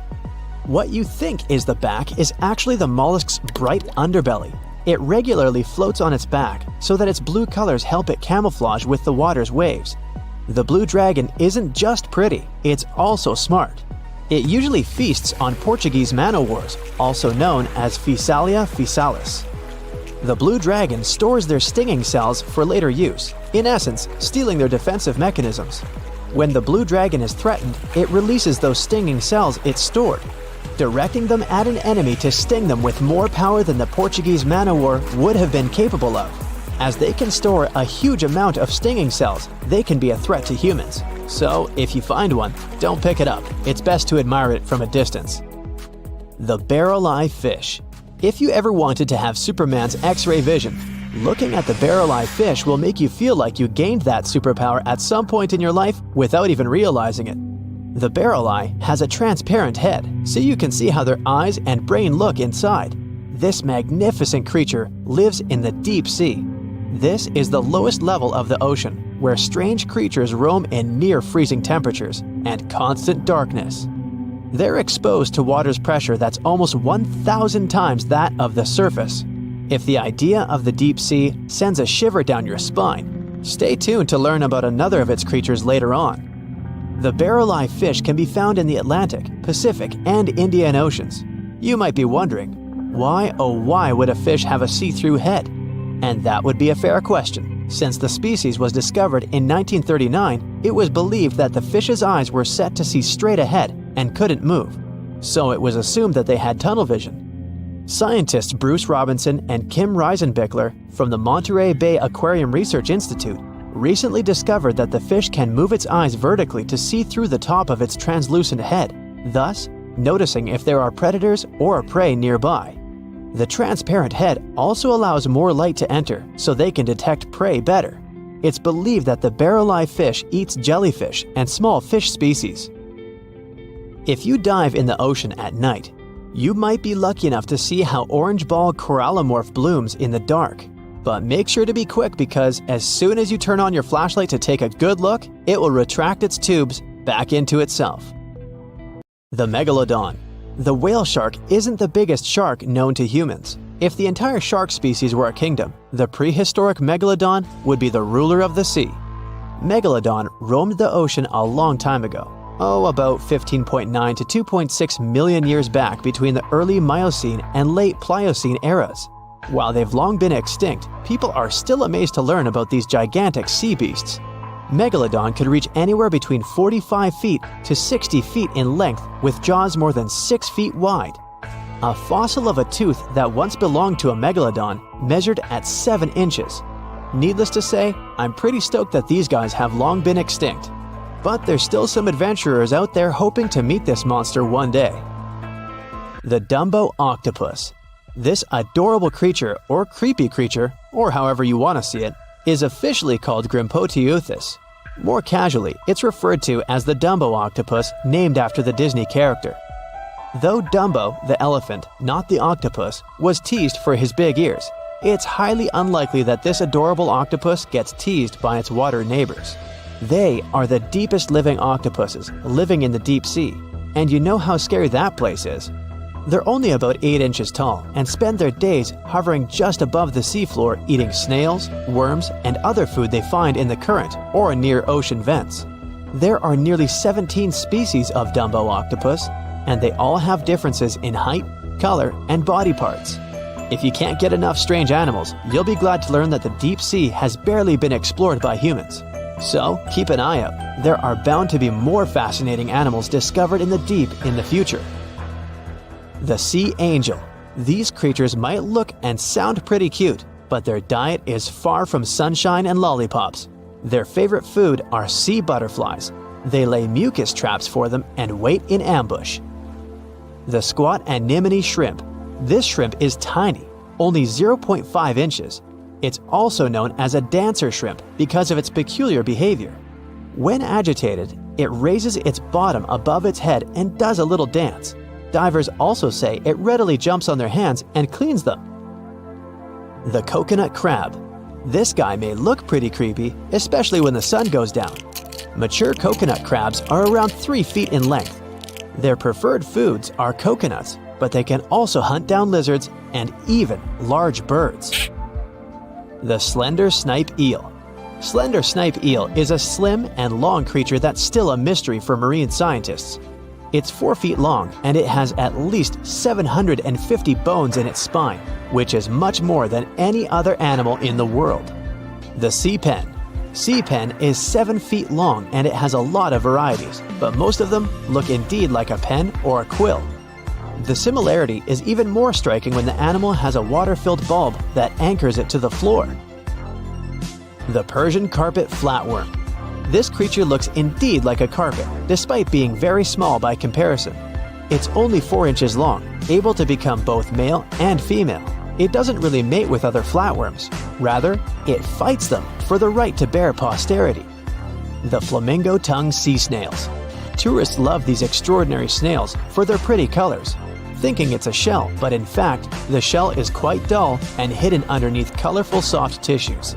They eat softer, toxic parts of corals and store their toxins to protect themselves. How heavy is the largest living snake?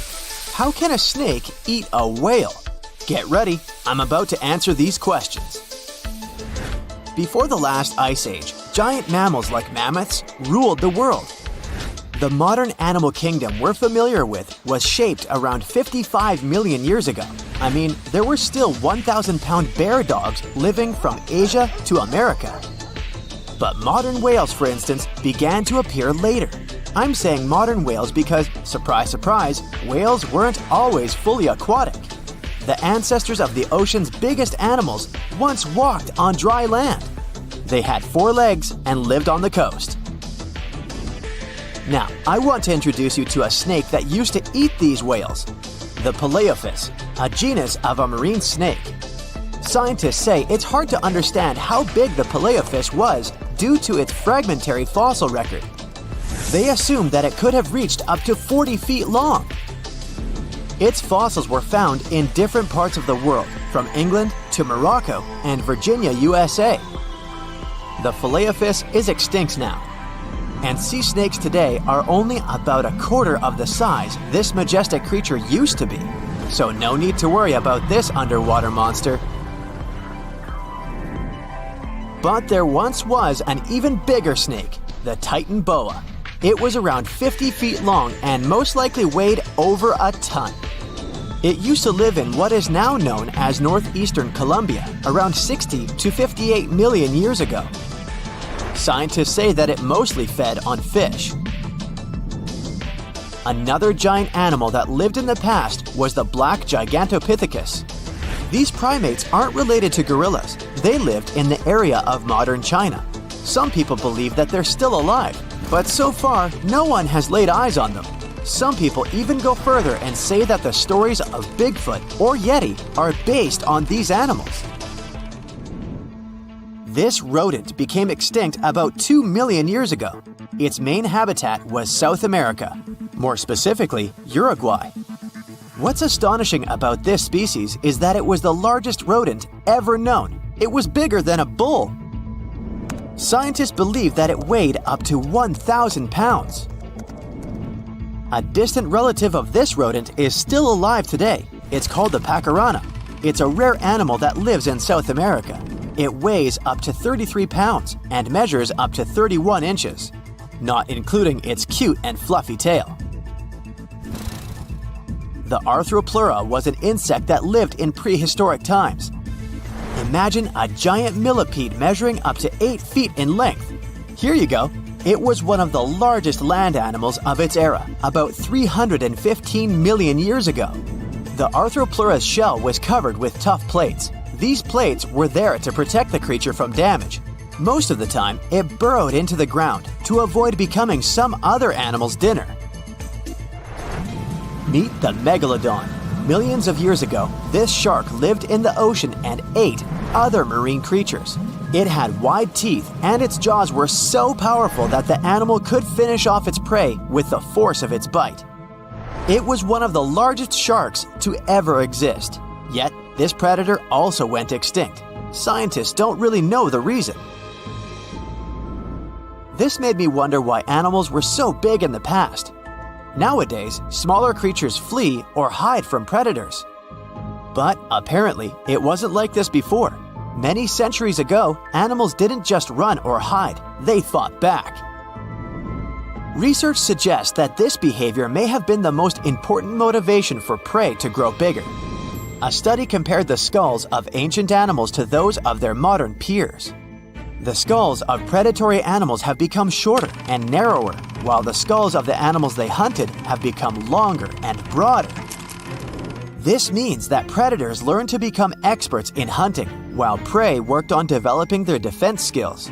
You see, a larger body size was a great advantage because it made it harder for predators to take down the animals they hunted. The bottom line, self-defense made prehistoric animals larger. The second reason why ancient animals were larger is related to their bones. They had hollow bones, which are lighter than solid bones. This type of bone allowed large animals to move quickly. Let's take sauropods. They were a dinosaur subgroup. Sauropods had giraffe-like long necks and snake-like long tails. Compared to their body size, their head was really tiny. But since their bones were quite light, they could move around without having to carry additional weight.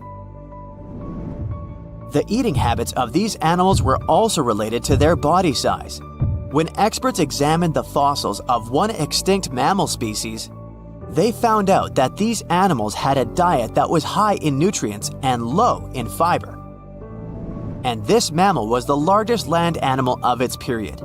In other words, following this diet, mammals could grow to be very large. There was plenty of food out there, so they didn't have to worry about finding it. Fun fact, these animals also took chewing out of the picture. They could swallow their food in large pieces instead of taking small bites. Environmental conditions also played an important role in the evolution of larger animals in prehistoric times. Those animals tended to live in warm, moist climates that provided them with a lot of food. They didn't have to compete for food sources. Researchers believe that because of these conditions, natural selection worked in a certain way. I mean, body size was more important than such traits as agility and speed.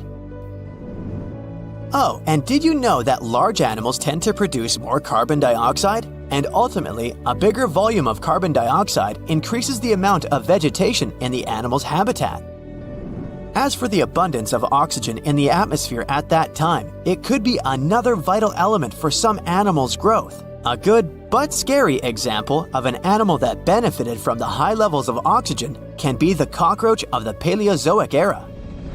At that time, cockroaches were the size of modern house cats.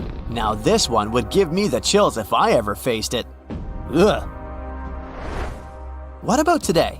Well, there are over 3,000 species of snakes on Earth. The smallest snake in the world is the Barbados thread snake. It's only around 4 inches long when fully grown, and the largest one? It's the reticulated python. This snake reaches around 20 feet in length. The longest python was discovered in 1912. It measured 32 feet long. As for the largest and heaviest reticulated python, it was named Medusa. Medusa was approximately 25 feet long and weighed 350 pounds. These reptiles lived in Southeast Asia in rainforests, woodlands, and grasslands. Don't be confused though, the reticulated python isn't the heaviest snake in the world. This title belongs to the green anaconda. It weighs approximately 500 pounds. Green anacondas are found in South America and Trinidad in damp, humid areas. I have a bonus for you. Here is a flying snake. You can find these snakes in Southeast Asia. They don't fly like birds, of course, but they do use the power of flight. They can go as high as 300 feet. They leap from tree branches into the air. Once they take off, it's all about aerodynamics. Their main technique is flaring their ribs and pulling in their abdomens. While airborne, they undulate from one side to another and slightly up and down. This motion helps snakes to turn and glide. Why bother with all this if they can just crawl in an old-school way? Scientists aren't sure, but they believe it might be related to escaping from predators. This way, they move from one tree to another without having to get down to the ground. Every now and then, people discover fossils of animals that lived millions of years ago. These ancient discoveries continue to capture our imagination. Which of these animals would you like to see alive? 450 million years ago, no, I wasn't around then, the sea level was higher, coral reefs started to form, the climate on our planet was stable and warm, not even dinosaurs were around yet. The time when bony and jawed fish we know as sharks appeared. They've been dominating the oceans and making other marine creatures flee in fear ever since. Many of them, like great white sharks, have evolved and adjusted to life in the open ocean as hunters with a pretty high position in the food chain. They're less diverse today than before. One of the reasons is the asteroid strike from the age of dinosaurs. After it reduced the number of shark species, only smaller and deep-water kinds that ate primarily fish survived. They started getting bigger over time. Near the surface, sharks such as makos or great white ones develop faster movements and are somewhat between gray and blue to blend in with their surroundings. The epaulet shark can even walk on the land. It can't take a walk on the beach because it can't breathe outside of the water, but it lives on coral flats in shallow tropical waters, so it can walk in kind of a crawling motion. But deep down below, there are mysterious, alien-looking, often huge shark species that didn't come to the surface, which is why they didn't need to adjust to the new environment and different conditions. They haven't changed a lot through time, so they're some living fossils. These creatures mostly don't have 5 gill slits, the most common number, but 6 or 7. It's because there's less oxygen the deeper you go in the ocean, so they need more gill slits. Sharks on the surface evolved to have fewer gill slits. 6-gill sharks are the most primitive sharks we have today. Their skeletons are like those of ancient extinct sharks, and they can survive only in very deep waters. Like cats, sharks have a layer of reflective cells placed inside their eyes, which helps them see better in the dark, deep sea or cloudy waters. Sharks on the surface have big eyes because they evolved to hunt in the sunlight, so they tend to rely on their vision. Those that live in shallow waters have small eyes, so they can protect themselves from the sand. Like some other deep-sea creatures, 6-gill sharks also have bigger eyes to take in as much light as possible. They have more light-sensing rods, but don't distinguish colors that well. In the ocean's twilight zone, with the minimum of sunlight, there's a couple of bioluminescent shark species. They don't take in light within their eyes, but produce or re-emit it with their bodies. Their skin or organs have specialized cells that produce a soft blue-green light. Deep-sea creatures that produce their own light do that to attract their prey, deter animals from going after them, or, scientists think, communicate with each other.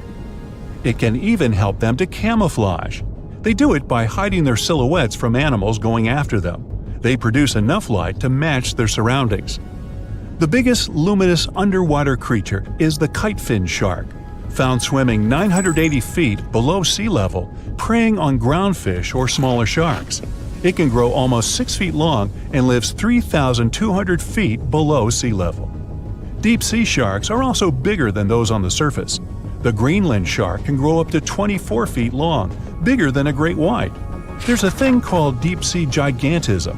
Creatures in nutrient-poor depths of the ocean grow bigger because, that way, they lose less energy as heat. The Greenland shark lives its life in slow motion. It has a slow metabolism and can go very long periods without food. With their slow pace, they evolved to live up to 500 years at depths of 7,200 feet. Sharks in shallow waters catch their prey relying on agility and speed, but for them, it's easier because there's plenty of food on the surface. Deep-sea sharks, with less food and slower life rhythm, had to develop a different style. They're more opportunistic, definitely not picky, and don't care if their future meal is alive or not. Frilled shark, another living fossil from the darkest depths, hasn't evolved much through time, and they're one of the last of their kind, with all of their relatives already gone extinct. It grows up to 7 feet long, primarily hunts on squid, and catches other sharks and fish. It looks like a dinosaur, a snake-like face, a long, smooth, thin body that moves in a serpentine way. It can propel itself with the power of its tail and curl like snakes. They don't swim in a straight line like other sharks. Cookie cutter shark grows up to 20 inches. It got the name because of the way it feeds, biting off small pieces. It's a parasite creature, which means it feeds off bigger animals but leaves them alive. They have sharp teeth and sometimes even swallow those that fall off on purpose. Some researchers think it could be because they live in the depths that are nutrient poor. If they swallow the teeth, they could recycle calcium and other material from it. Prickly shark is a rare and unusual creature with many thorn-like denticles and 2 small dorsal fins. It lives mostly in the depths of the Pacific region up to 1,900 feet. Ghost sharks are not even real sharks, but fish closely related to them and rays. They have big pectoral and pelvic fins, 2 dorsal fins, pretty big eyes, and unlike their cousins, have a single external gill opening. Ghost sharks have slender tails and can grow up to 80 inches, silver to blackish color. They sometimes live in rivers and coastal waters, but also in the depths of the ocean of 8,200 feet or even deeper. They are pretty weak swimmers, so they tend to feed on invertebrates and small fish. Goblin sharks. Swimming through the deep sea, this creepy shark with a flabby body suddenly sees a small, innocent squid. It goes toward it, but the potential snack notices it and quickly starts moving to dart away. It seems like the plan could work at first, but then the shark suddenly thrusts the jaw of its mouth and catches the poor little squid in a second. After the meal is finished, the animal simply fits the jaw back into the mouth and goes away as if nothing happened. This is possible because it has a jaw connected to 3-inch-long flaps of skin, which is why it can unfold from the snout. It can grow up to 12 feet long with a weight of 460 pounds. Scientists think goblin sharks are mostly active in the morning and evening. The shark has a long, prominent snout and specific sensing organs on it. It uses them to sense electrical fields in the dark oceanic depths. Seven-gill shark is a big cow shark, brown to silver-gray on top, white underneath, black and white spots, with a thick body, a small dorsal fin, and a wide, blunt snout. It can grow up to 10 feet long, mostly lives in the depth of 1,870 feet, but you can also find it in deep channels and bays. It can be aggressive toward humans if provoked, so don't.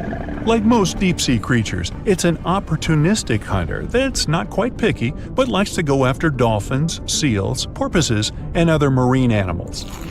Megamouth sharks mostly live in the depths of 15,000 feet and spend most of their time in the dark, like me.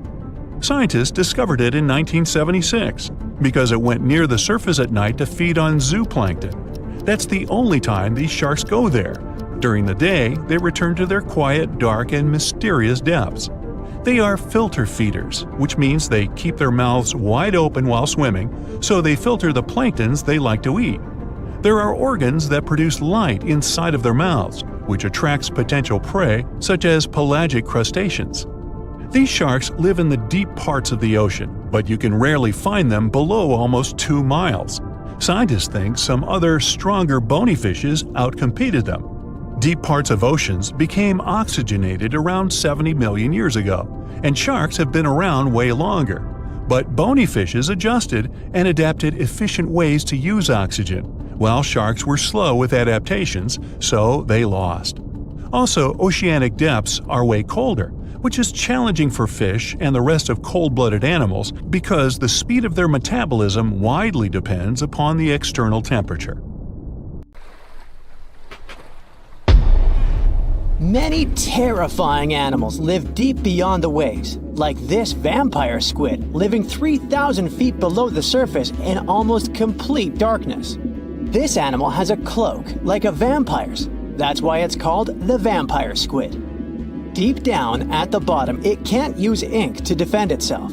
So this animal has developed an unusual tactic. It glows slightly to scare away predators. If this tactic fails, the vampire squid can turn its body inside out, revealing tiny spikes. When you translate its scientific name, Vampiroteuthis infernalis, it literally means vampire squid from the nether. Despite its terrifying looks, it's a harmless ocean animal. This previous creature was not from space, but this object definitely is. Before Elon Musk found a way to reuse rockets, NASA would simply drop old ones after launching astronauts into space, most of the time in the ocean or deserts. In 2012, Jeff Bezos launched a mission to find the Apollo 11 rocket. They found it by using sonar, but it was in terrible condition. It was sitting on the bottom of the ocean, not far from the predicted site. They were able to rescue the engine and reconstruct 2 of them. The most famous lost city is Atlantis, but sadly, we still haven't discovered it. However, Heraklion was also just a myth until one British pilot saw something that looked like a city while flying over the Mediterranean Sea. He reported it, and 60 years later, a group of divers went there. They were shocked when they found an entire city underwater. It was loaded with artifacts that could tell us a lot about the history of the place. Now, it's one of the best underwater archaeological sites in the world. It's believed that the rising sea caused the whole city to go underwater. The Titanic sank in 1912. The wreck was claimed to be officially discovered 74 years later. In reality, though, a fisherman found the Titanic 8 years earlier while fishing in the Atlantic Ocean. He was pulling out his net when he spotted a head stuck in it. Luckily, it was just a doll's head. Years later, after the fisher had passed away, his son sold the doll to a doll collector. She did a lot of digging and research on every person who had a porcelain toy on the Titanic. She found the owner of the doll. Ava Hart was on the Titanic and had a doll with her. Ava survived the catastrophe by a miracle, but her toy didn't. Hart even wrote about the doll in her journal, and every detail matched the toy found by the fisherman. The tripod fish lives deep in the abyssal zone, around 20,000 feet below the surface. It's adapted to such immense depths and uses its tripod fins to stay still on the bottom. This creature doesn't have big eyes, but even if it did, these eyes would be useless in the darkness. Instead, the tripod fish uses its fins like antennas to detect any movement in the water. This creature doesn't have much luck when it comes to its love life, so it had to develop unique tactics to reproduce. One fish can be both male and female. The next bizarre creature is the lizardfish. It has tons of razor-sharp teeth, a huge mouth, and really big eyes, which it uses for hunting. All this makes the animal look freaky. The lizardfish lives at depths of around 11,000 feet in the midnight zone, where there is zero light. This freak of nature basically eats everything it can fit inside its mouth, from small fish to other lizardfish. On the other hand, when they see other reptile fish, they probably fall in love instead, because finding mates at those depths is not an easy task. Like the tripod fish, the lizardfish can be both male and female at the same time. When you think of a river, you usually picture it on land. Still, nature is quite unpredictable, and it created a river flowing under the ocean in California. It's running at a depth of around 2 miles. This river has everything that an ordinary river has: sunken logs, trees, and rocks. And despite its uniqueness, it's not the only one in the world. There are also others in the Amazon and Greenland. A terrifying creature was discovered near Angola's coast by a remote operating vehicle. It looks like it doesn't have a head or a body. It was sitting at a depth of around 4,350 feet below the surface. After doing research, scientists concluded it wasn't anything from a sci-fi movie. It was just a cluster of siphonophores stuck together. In 2015, some random guy was diving in Caesarea, and something shiny caught his eye. He reached out, grabbed it, and realized it was a gold coin. After that, he examined the bottom and found out that there were many more. He reported the incident to the local authorities, and they concluded that he had found Arabic treasure. The coins were made of solid 24-karat gold and were a few thousand years old, but due to the perfect salinity and temperature, they looked brand new. The coins belonged to a ship carrying cargo. It was caught up in a storm and unfortunately sank. One of the weirdest things ever discovered was found in the Baltic Sea. It's an anomaly that looks as if it was created by a different civilization. It was discovered by Swedish researchers, and they basically had no idea what it was. They had to ask tons of other scientists for their opinions. When you look at this formation from above, it's 200 feet long and looks exactly like a fallen spaceship. It's hard to believe that it's a natural formation, but spoiler alert, it's totally made by nature because the Baltic Sea has gone through many erosions throughout history. Most likely, the bizarre formation is the result of these processes. A group of divers in Madagascar were shocked when they found this 7-foot monstrosity of a knife on the seafloor. The speculation started immediately, and many said that the knife was from some giants that had fought megalodons and lived on Earth thousands and thousands of years ago. That could make a nice story, but the knife is most likely a movie prop that was lost at sea. One of the ocean's most bizarre animals is the frilled shark. It's believed that this fish is the reason for all those sea serpent stories that sea explorers of the past wrote about. These animals live pretty deep in the ocean, but sometimes they can be seen in shallow waters. It's super rare, but possible. The frilled shark has a big mouth sporting around 300 teeth. It also has a long body that looks like a lizard's, and it is truly a unique species of shark. Its prey can be half of its size because this shark's stomach is like that of a snake, and it can swallow huge fish or crustaceans. Spotting a few worms in your garden is no big deal, but after seeing a 26-foot-long one in the ocean, you will make your wetsuit a little wetter. This worm is super rare, and it's completely harmless to humans. It's actually not a giant worm. It's a cluster of zooids that are stuck together in a worm-shaped formation. They usually only eat plankton, bacteria, and other tiny things that can be found in the ocean. Probably the scariest thing in the ocean that is 100% real is the Magna Pinna, which can be found at crazy depths of 20,000 feet below the surface. This monster looks like an underwater Slender Man, but it's just a squid with really long tentacles that can reach a terrifying size of 8 feet. This guy has only been seen a few times, and basically, we don't know much about this creature so far. The water is bubbling under the fishing boat as if something is coming up out of the water. It gets closer and closer. The water seems to boil. Suddenly, you see giant jaws and glistening teeth. Seconds later, a huge shark jumps out of the water and crushes the boat in one bite. It was the Megalodon, the largest fish that ever existed on Earth. Now, we pictured the Megalodon as this, an enlarged version of the white shark for a long time.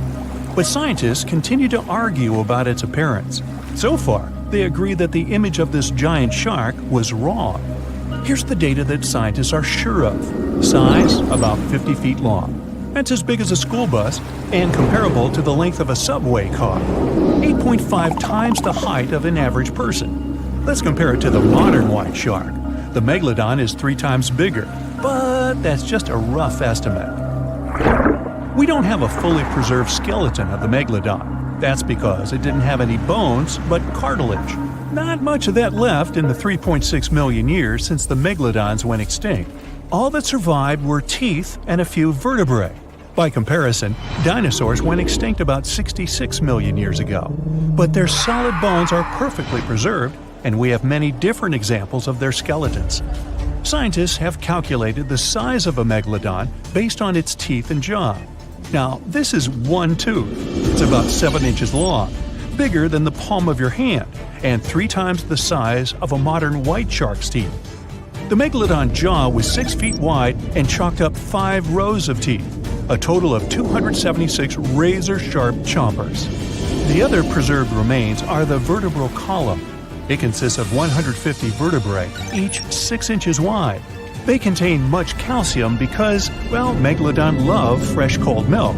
Nah, it's because the vertebrae had to withstand the enormous mass of a giant shark. Based on those fossils, scientists created a model and calculated only the approximate size of the Megalodon. But it could hardly have been any bigger. It's all about breathing. The bigger the fish, the more oxygen it needs, which means a larger gill area. That's the organ that filters the water and collects oxygen. If the Megalodon were any larger, it would have trouble breathing. So, scientists believe that 50 feet is the maximum size of an individual. On average, they were a few feet smaller. Whew. Now, let's talk weight. On average, one Megalodon weighed about 30 to 35 tons. By comparison, a white shark weighs 1 ton, which is 30 times less. Hey, trust me. A school bus is 4 times lighter at 7.5 tons. The weight of a Megalodon can be compared to an empty Boeing 737. But the modern blue whale beats the Megalodon in size and weight. 98 feet long versus 50, almost twice as long. Blue whale's weight is about 180 tons. That's like 6 Megalodons or 6 passenger planes, or like 33 adult elephants. Hey, don't you love the comparisons? Now, about the appearance of the Megalodon. Scientists believe it didn't look like a white shark. The Megalodon belongs to a different fish family and most likely looked like a giant sand tiger shark. Flattened snout, small eyes. Its dorsal fin is moved backwards. The sand shark has 2 dorsal fins about the same size. The coloration is light brown with a white belly. It may have had brown-red spots like a sand shark all over its body. We used to think of the Megalodon as something scary from the first finds of its fossils. That was back in the Renaissance era. People found some teeth in the rocks. At first, these teeth were thought to be the tongues of dragons or snakes. And here's the first drawing of what the owner of these teeth supposedly looked like. A massive snout with a scary nose and a bunch of razor-sharp teeth. We also have the evidence that megalodons were brutal hunters, kings of the food chain. The first combat tool in their arsenal was the battering ram. The megalodon was a slow swimmer, though. It could only accelerate up to 11 miles per hour. In comparison, the modern white shark can reach 35 miles per hour in a dash for its meal. The fastest human swimmer could only go 6 miles per hour. Well, good luck with that. But the megalodon had incredible mass. Though slow, its battering ram had tremendous power. The megalodon would take its prey by surprise. It had only one chance to hit it. If it missed, it would take too long for a second round. The maneuverability of the megalodon was comparable to a large truck. But if the ram was successful, the prey was stunned and couldn't move. At this point, the megalodon aimed at vulnerable spots, like the fins and tail of the prey. Scientists have found many ancient whale remains with megalodon tooth marks. It turned out that the giant shark knew where its prey's vital organs were located and could strike at them. When the prey was immobilized, the megalodon bared its teeth. An adult person could easily fit into its open jaw at full height. And according to various estimates, the bite force of the megalodon was almost 11 tons. Now imagine the weight of 3 SUVs concentrated at the tip of a sharp tooth. That's 9 times the power of the largest white shark bite, and 6 times the power of the modern record holder for biting, the saltwater crocodile. Here, look at a map of where the remains of the megalodon were found. South and North America, Europe, Asia, Australia. It was the master of all seas and was comfortable anywhere on our planet.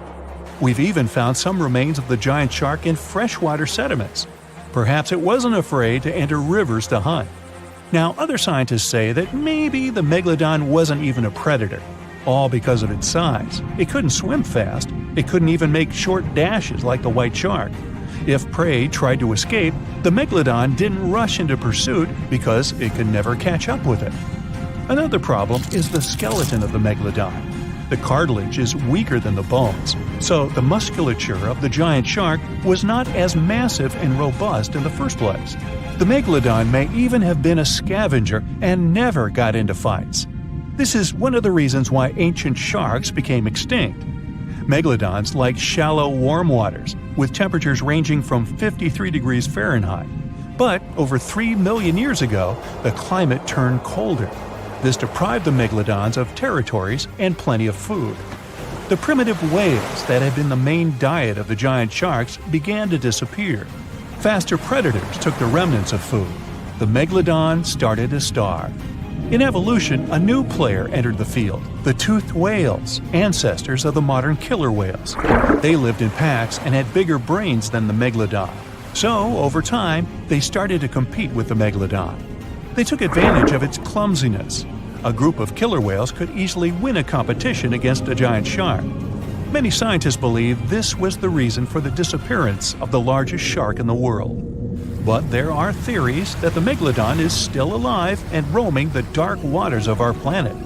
Several Australian fishers have allegedly encountered a shark of incredible size, but no one can confirm these testimonies. Fans of this theory believe that giant sharks can hide in deep waters away from human eyes. In the Marianas Trench, for example, it's the deepest place on our planet. It's deeper than if you stuck Mount Everest in the water, and we've even found the teeth of a megalodon there. But science says that such a giant shark couldn't live in the Marianas Trench for many reasons. One, it's too cold. The megalodon was probably a cold-blooded fish, so it had to use the warmth of its environment to survive. But the water in the Marianas Trench is cold, about 40 degrees Fahrenheit. That's because the deeper down, the less sunlight gets in there. The second reason is pressure. Every 30 feet deep increases the pressure by 1 atmosphere. That is, at the depth of 100 feet, the water presses you 3 times harder than you would feel it at the surface. The weak muscles and cartilage of the Megalodon wouldn't allow it to dive too deep into the Marianas Trench. And, most importantly, food. The farther from the ocean's surface, the fewer living organisms. Megalodons used to eat primitive whales, ranging from 10 to 20 feet. Small fish only inhabit the Marianas Trench. A Megalodon would never be able to catch one.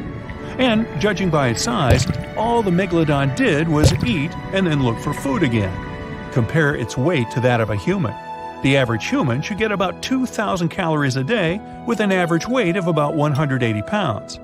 The Megalodon weighed 470 times that and needed many more calories. So, even all the fish inhabiting the Marianas Trench could hardly feed a Megalodon for even a few days. So, all these theories, of course, are not true. But still, it's just smart to be careful out there. Know what I mean? There are plenty of fish in the sea. Some of them look totally like Nemo or Dory. Then there's the butterfly fish and fancy guppy, which is indeed really fancy. And then there's... what on earth is that? I would definitely not pay for a diving experience to see this guy.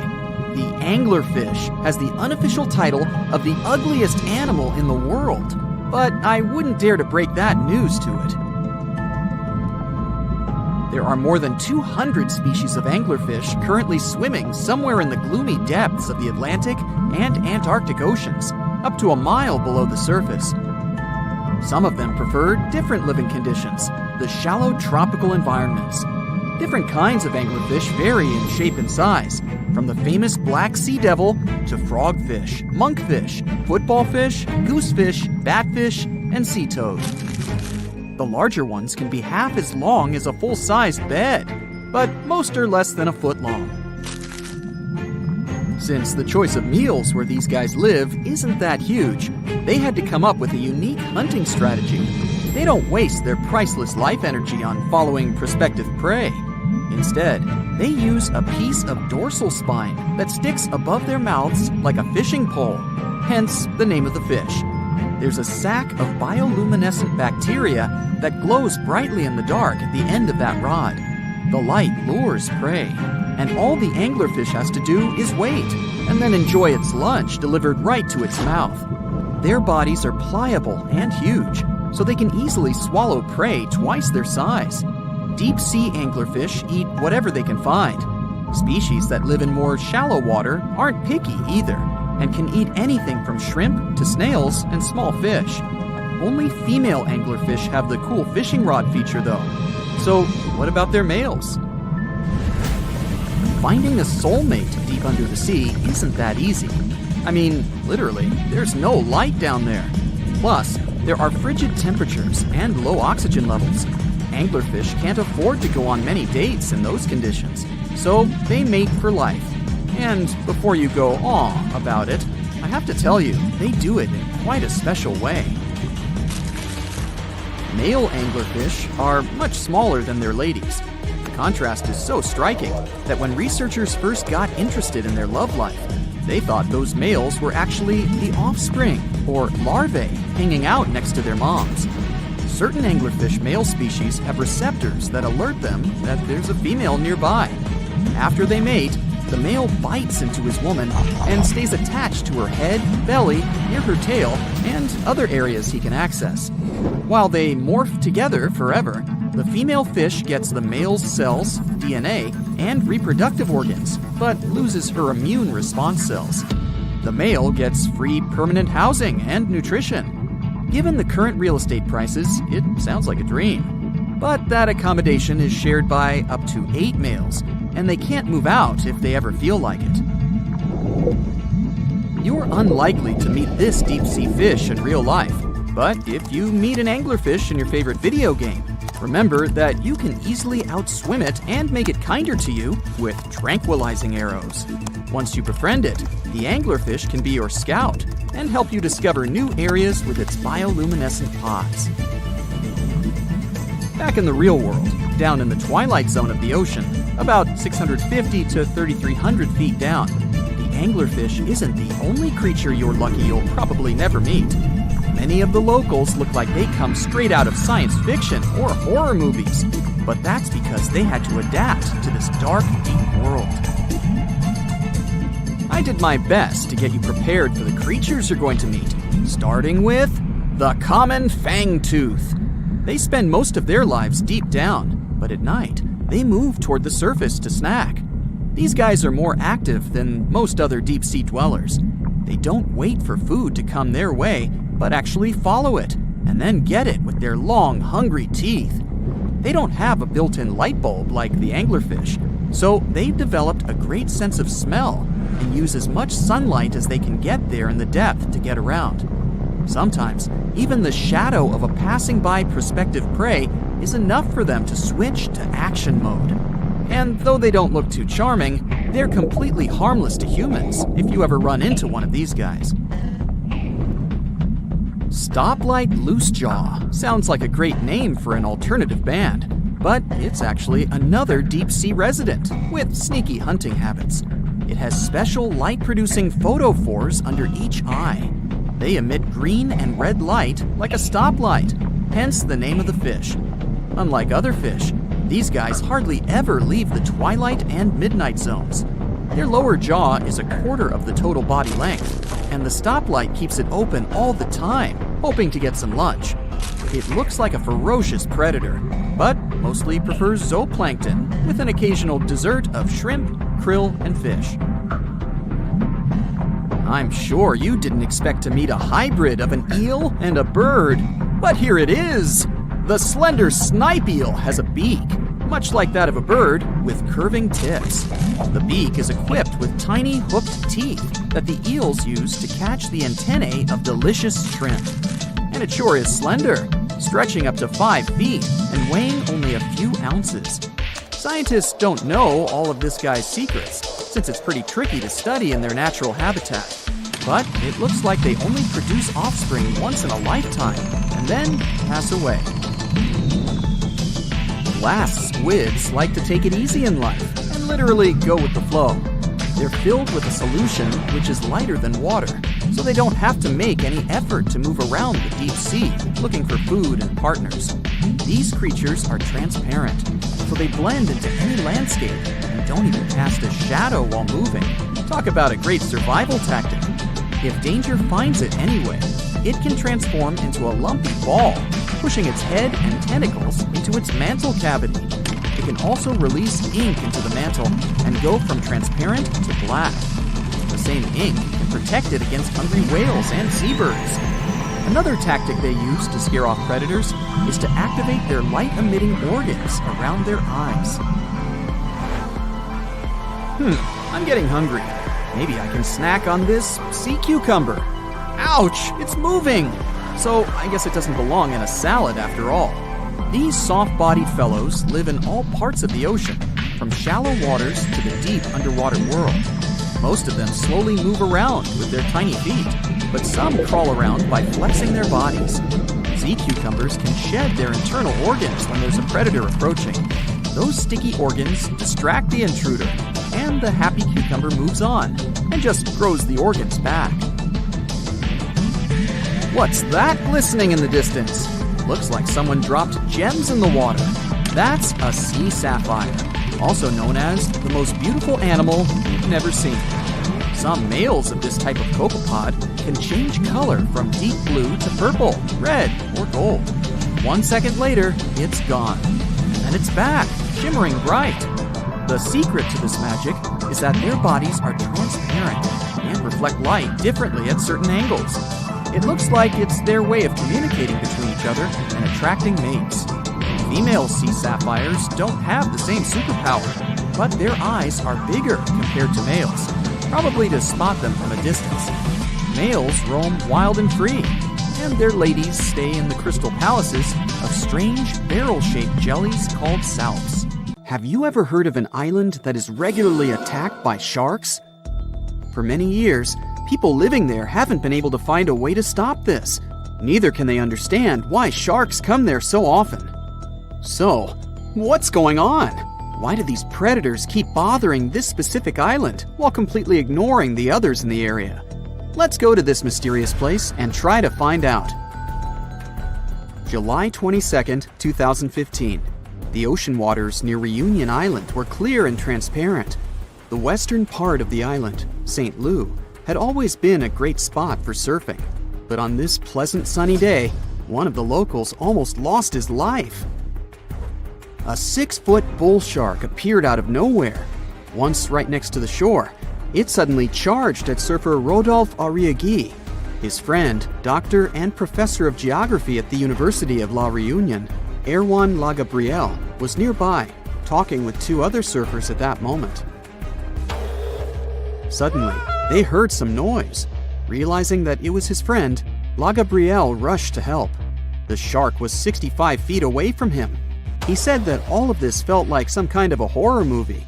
He rushed to Arriaghi, even though he didn't understand what exactly had happened. At first, Arriaghi's body was surrounded by white foam. It then began to turn pink, and then red.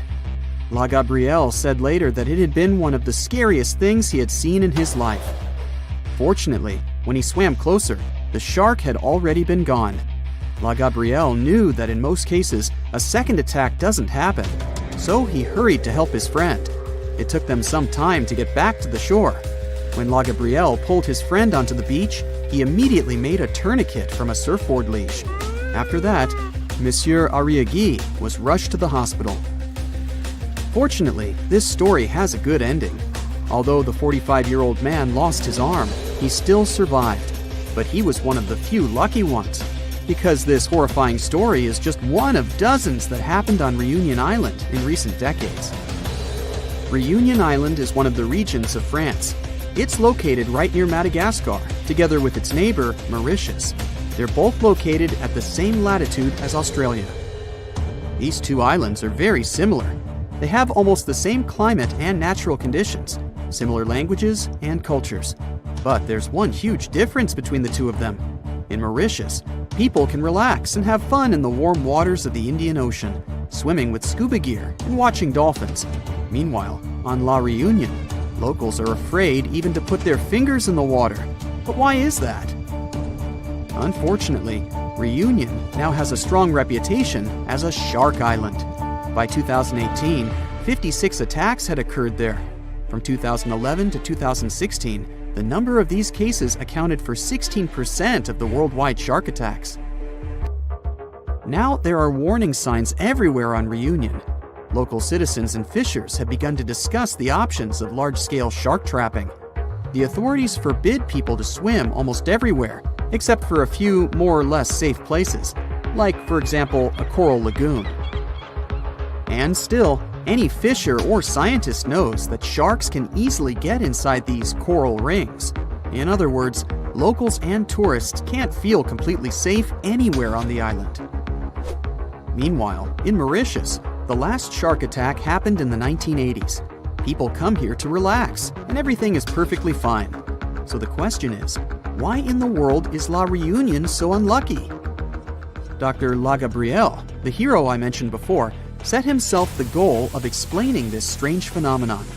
His study showed that over the past 30 years, the probability of a shark attack on Reunion had increased by 23 times. And in 9 out of 10 cases, it turns out to be a bull shark. If you haven't heard about it, this creature looks exactly like what you would imagine when you hear the word shark. It's one of the most popular species and the one that you often see in different movies and cartoons. These sharks live in tropical and subtropical waters in all oceans. Most often, they're found, yeah, you've probably already guessed, in the southern waters between Australia and South Africa. This place is even nicknamed a shark highway because these predators really like to chill around there. This is also one of the most aggressive shark species, and it's very dangerous for humans. Unfortunately, it's also very tolerant to different water salinity, which means they can basically swim even in fresh water and be totally cool with it. But why do all these Reunion Island attacks happen so often? Well, there are many theories and many different factors that might play their role in all this. Mark Soria, a researcher at the IRD, the French National Institute for Research and Development, decided to conduct a study together with his team. They spent 3 years trying to collect data on 45 tiger sharks and 38 bull sharks living in local waters. The National Research Institute of France supported this study. It was also funded by 3 research foundations: regional, national, and European. That's when you know that the problem is serious. And now, here are the main theories developed by Soria's team and La Gabrielle. The first one is excessive fishing. Experts suggest that long-term fishing and catching small reef sharks, which competed with dangerous sharks for food and territory, eventually led to these dramatic consequences. Unfortunately, when predatory bull sharks ran out of food, they just had to go looking for it near the coast. For bull sharks, surfers on Reunion look like sick, weakened fish, and therefore an easy meal. Also, while in Mauritius, surfers tend to hang out near sandy beaches. On Reunion, they choose places where waves break at coral reefs. But this is exactly where the sharks choose to search for food. So, yeah. The second possible reason is muddy waters. Bull sharks like such conditions very much, and although there are no natural places like these on Reunion, the reason could be the construction of urban areas. Muddy freshwater gets into bays from cities. This water attracts sharks, and this is where the attacks take place most often. But then we can ask again, why not Mauritius? Urbanization is also in full swing there after all. There are many places in Mauritius where sewage waters flow into the ocean. Well, then we can conclude that this is not the only factor. There have to be others. For example, there is an active volcano, Piton de la Fournaise, on Reunion Island. Thanks to this beautiful volcano, there are rich flora and fauna on the island. And this could be great if it didn't attract too much attention from predators. Because of the volcano, the shores of Reunion are less steep, which makes it easier to swim closer to the coast. And sedimentary rocks that get washed away from the slopes of the volcano can attract bull sharks. As we already know, these guys love muddy waters. There are some other theories. For example, La Gabrielle suggests that attacks may be connected to an increase in the shark population. Or maybe that's because these creatures become more aggressive during mating periods. Some people assume that all of this could be Mauritius's fault because they banned catching and selling sharks for meat. But Soria and other experts strongly disagree with this. Not many people on both islands bought this meat to make any significant difference. Anyway, this whole situation caused a lot of tension on Reunion. A big part of the population now supports the idea of catching sharks on a large scale. They also built some underwater fences near the island, and the maintenance of these fences costs $1 million a year.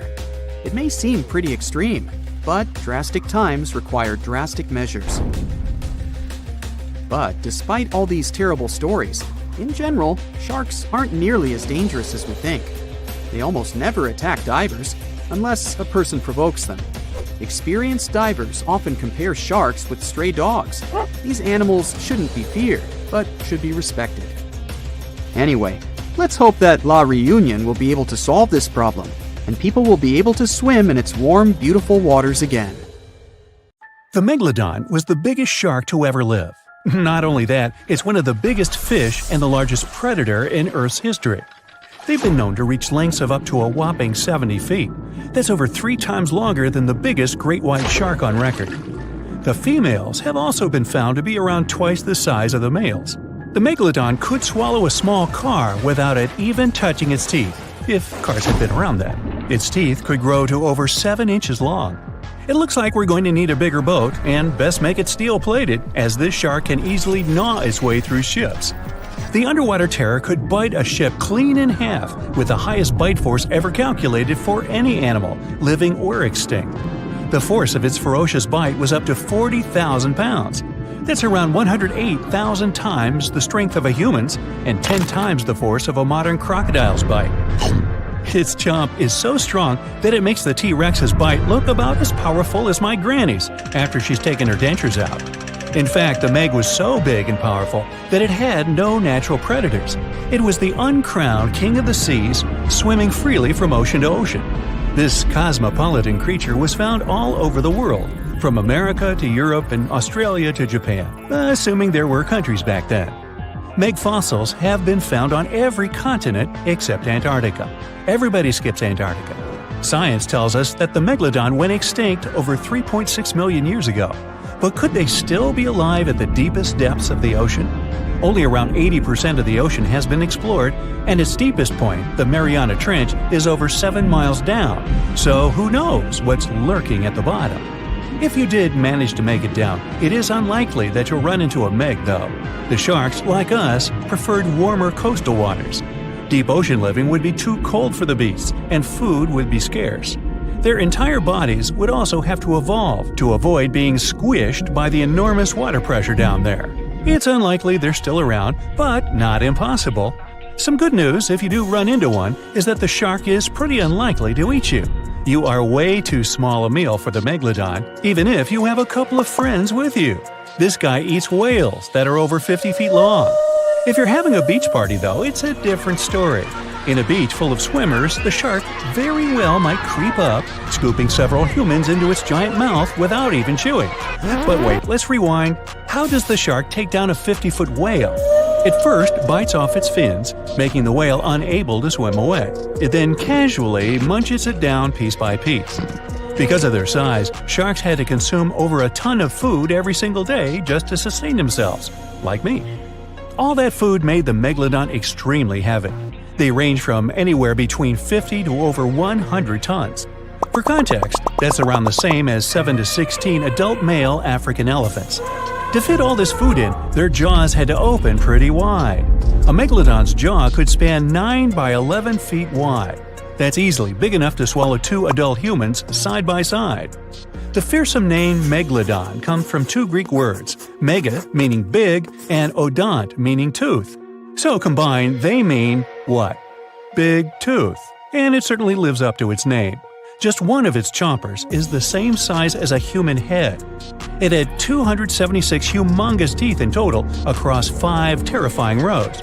In all of history, only a couple of saber-toothed cats and the T-Rex had consistently bigger teeth. Now that's a showdown I'd like to watch. The Megalodon vanished millions of years ago, leaving only huge teeth to be found by modern archaeologists. They literally disappeared with very few traces left.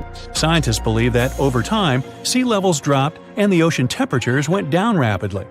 Over a third of all marine life was wiped out as the oceans cooled, and a number of animals at the bottom of the food chain plummeted. This had a catastrophic effect on the hungry predators at the top. Sorry guys.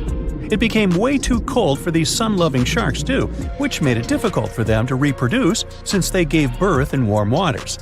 The Megalodon is usually described as a sort of giant great white shark, but this is just a common myth. In fact, the ancestors of today's great white existed at the same time as the Meg. But they weren't best buddies, and were even in competition with each other. The great white shark was a better hunter, using its smaller size and agility to snap up the Meg's prey quickly. They were also known to eat Meg pups, who were only half their size. This didn't help the whole extinction thing. Even infant Megalodons were huge, coming in at just under 7 feet. While a great white was no match for an adult Meg in a head-to-head fight, they sure weren't scared of stealing their food. This only left the bigger fish and whales for the Meg, but its food supplies began to run out as the whales swam to the cooler new seas. The whales adapted to prefer the colder temperatures, leaving our friend the Meg behind. The Megalodons either starved or were frozen into extinction by the Ice Age. Rather than a great white, the Megalodon is more like a modern bull shark. It had a short snout, flat lower jaw, and huge pectoral fins to support its massive weight and size. As scary as they are, these sharks were actually caring family guys. Several Megalodon nursery areas have been discovered in Florida, Maryland, and Panama. They gave birth to their young in shallow water environments. We know this from discovering loads of tiny Megalodon teeth found in these areas. Gee, I wonder if they had nannies too. But how come there are so many Megalodon teeth out there for us to analyze? Well, due to their messy, aggressive eating habits, sharks regularly lose their teeth. They lose a set of teeth every 1 to 2 weeks. That's 40,000 teeth in a lifetime. They must rake in a fortune from the tooth fairy. Because of this, their teeth were continuously raining down to the ocean floor. Luckily for us, they're also the hardest part of a shark skeleton, which is why so many teeth have survived and become fossilized. It's fair to say that the first discoveries of the Meg's teeth confused people. Early discoverers thought the Meg's teeth were petrified tongues of ancient serpent creatures. They even used to call them tongue stones. It's also a common myth that the Megalodon was around at the same time as the dinosaurs, although this would have been pretty cool. The dinosaurs were wiped out around 66 million years ago, but the Megalodons came much later. The oldest Meg fossil is only around 23 million years old, but it's tricky to pinpoint the exact date. After all, calendars weren't invented yet. They became extinct way before humans even evolved. The earliest Homo sapiens, which is a fancy name for the first humans, emerged about 2.5 million years ago. But what if the Megalodon shark didn't go extinct? Whale populations have dropped drastically since these guys were last around, so there'd be way fewer whales for them to chomp down on. Whales have also gotten a lot smarter and learned new defensive moves, making them way harder to take down. It's estimated that they ate around 12 tons of food each day. If they were still around and eating that much, they'd be forced to eat smaller fish, and there'd be barely enough big fish for us humans to survive on.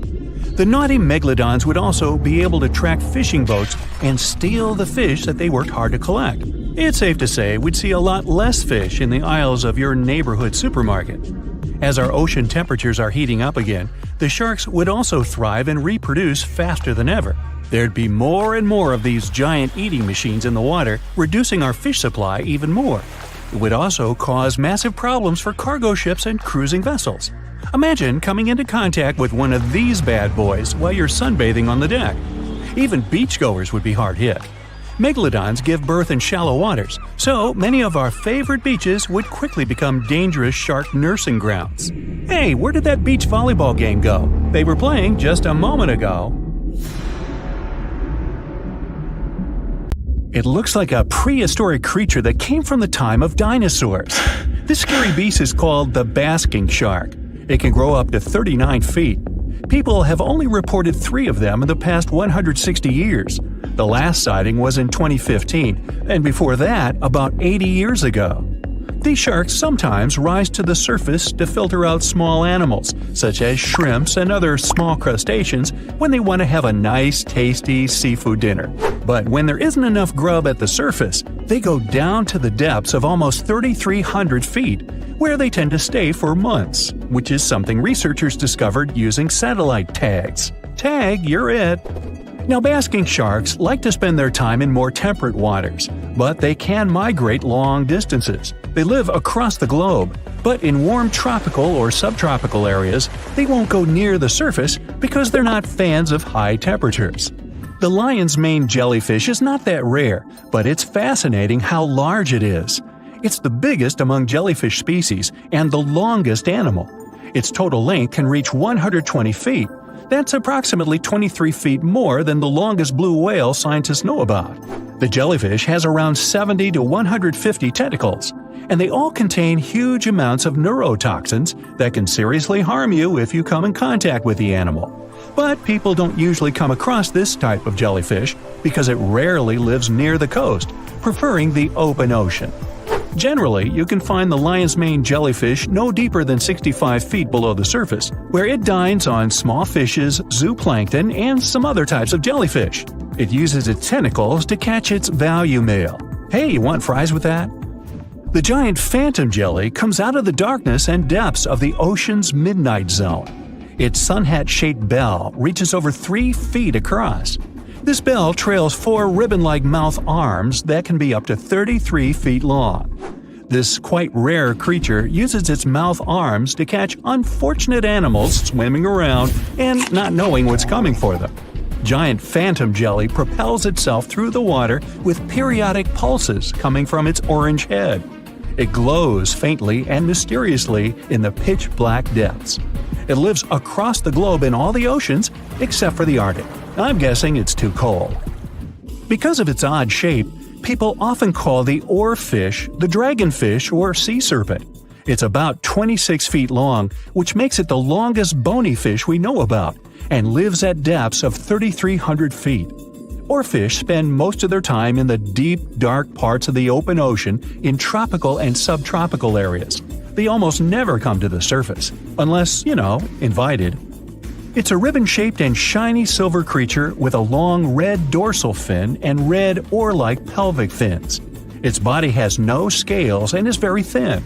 The fish can grow to a length of about 30 feet and weigh 660 pounds.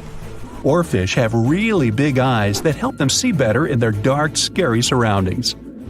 The frilled shark is definitely one of the gnarliest-looking marine animals out there. If you saw it somewhere, you'd probably think you went back to the age of dinosaurs.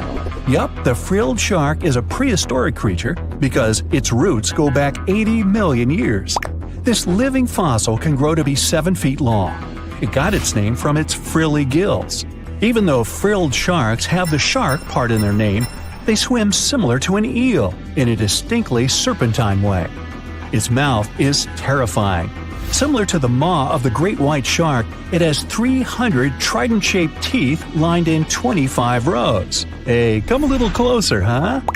Researchers discovered this creature in the 19th century, but people rarely see it, and no wonder. It usually lives at depths of between 390 and 4,200 feet. Most of the time, the frilled shark feeds on squid, swallowing them whole.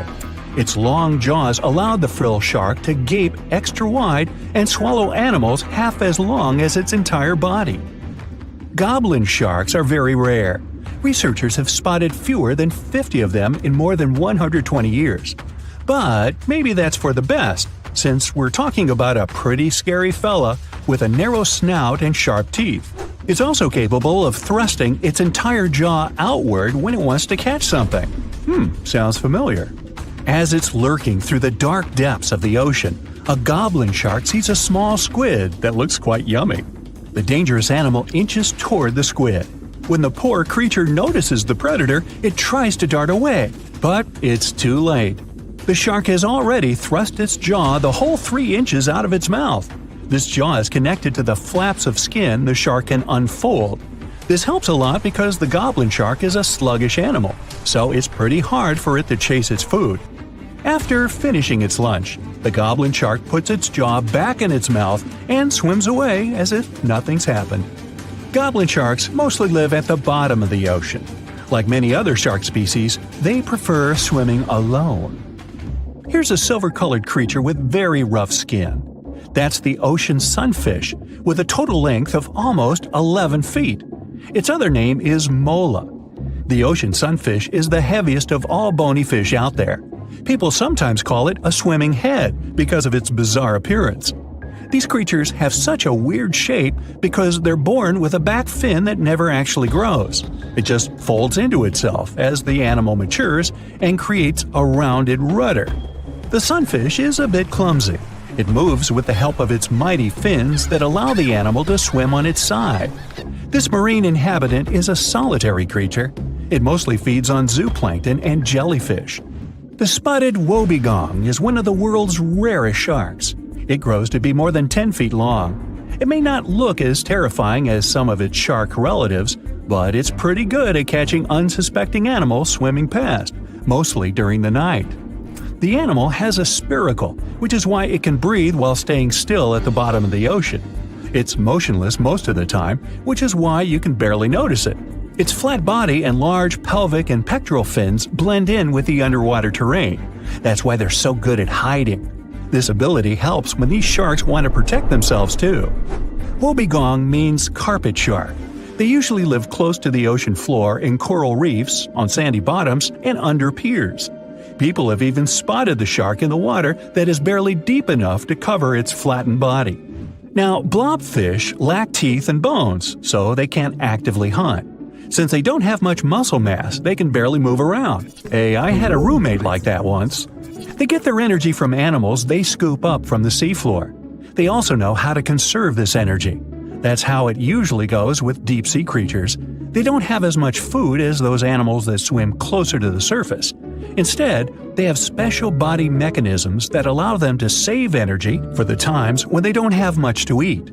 Pressure at the depths where the blobfish lives is 120 times as high as that at the surface. That's why the bizarre creature looks like a weird gelatinous mass only when you bring it up to the surface. The pressure here is not strong enough to keep its body together. Hey, breaking up is hard to do. The white margin stargazer could compete with the blobfish for the title of the ugliest animal in the sea, don't you think? Now, this animal has eyes on the top of its head, together with an upward-facing mouth which the creature uses to hide itself in the sand. That's where it spends most of its time, with only its eyes protruding from the sand. It chills this way until some small animal passes by. It can lunge at its target incredibly quickly, literally within milliseconds. This creates a vacuum in the water that pulls in a crab, fish, or some other small, unfortunate animal. Another tactic involves venom. This fish has a venomous spine in its shoulder blade that helps with catching other animals and defending itself against enemies. Even though it's not related to the electric eel, the white margin stargazer can generate an electric shock as powerful as 50 volts. Ow!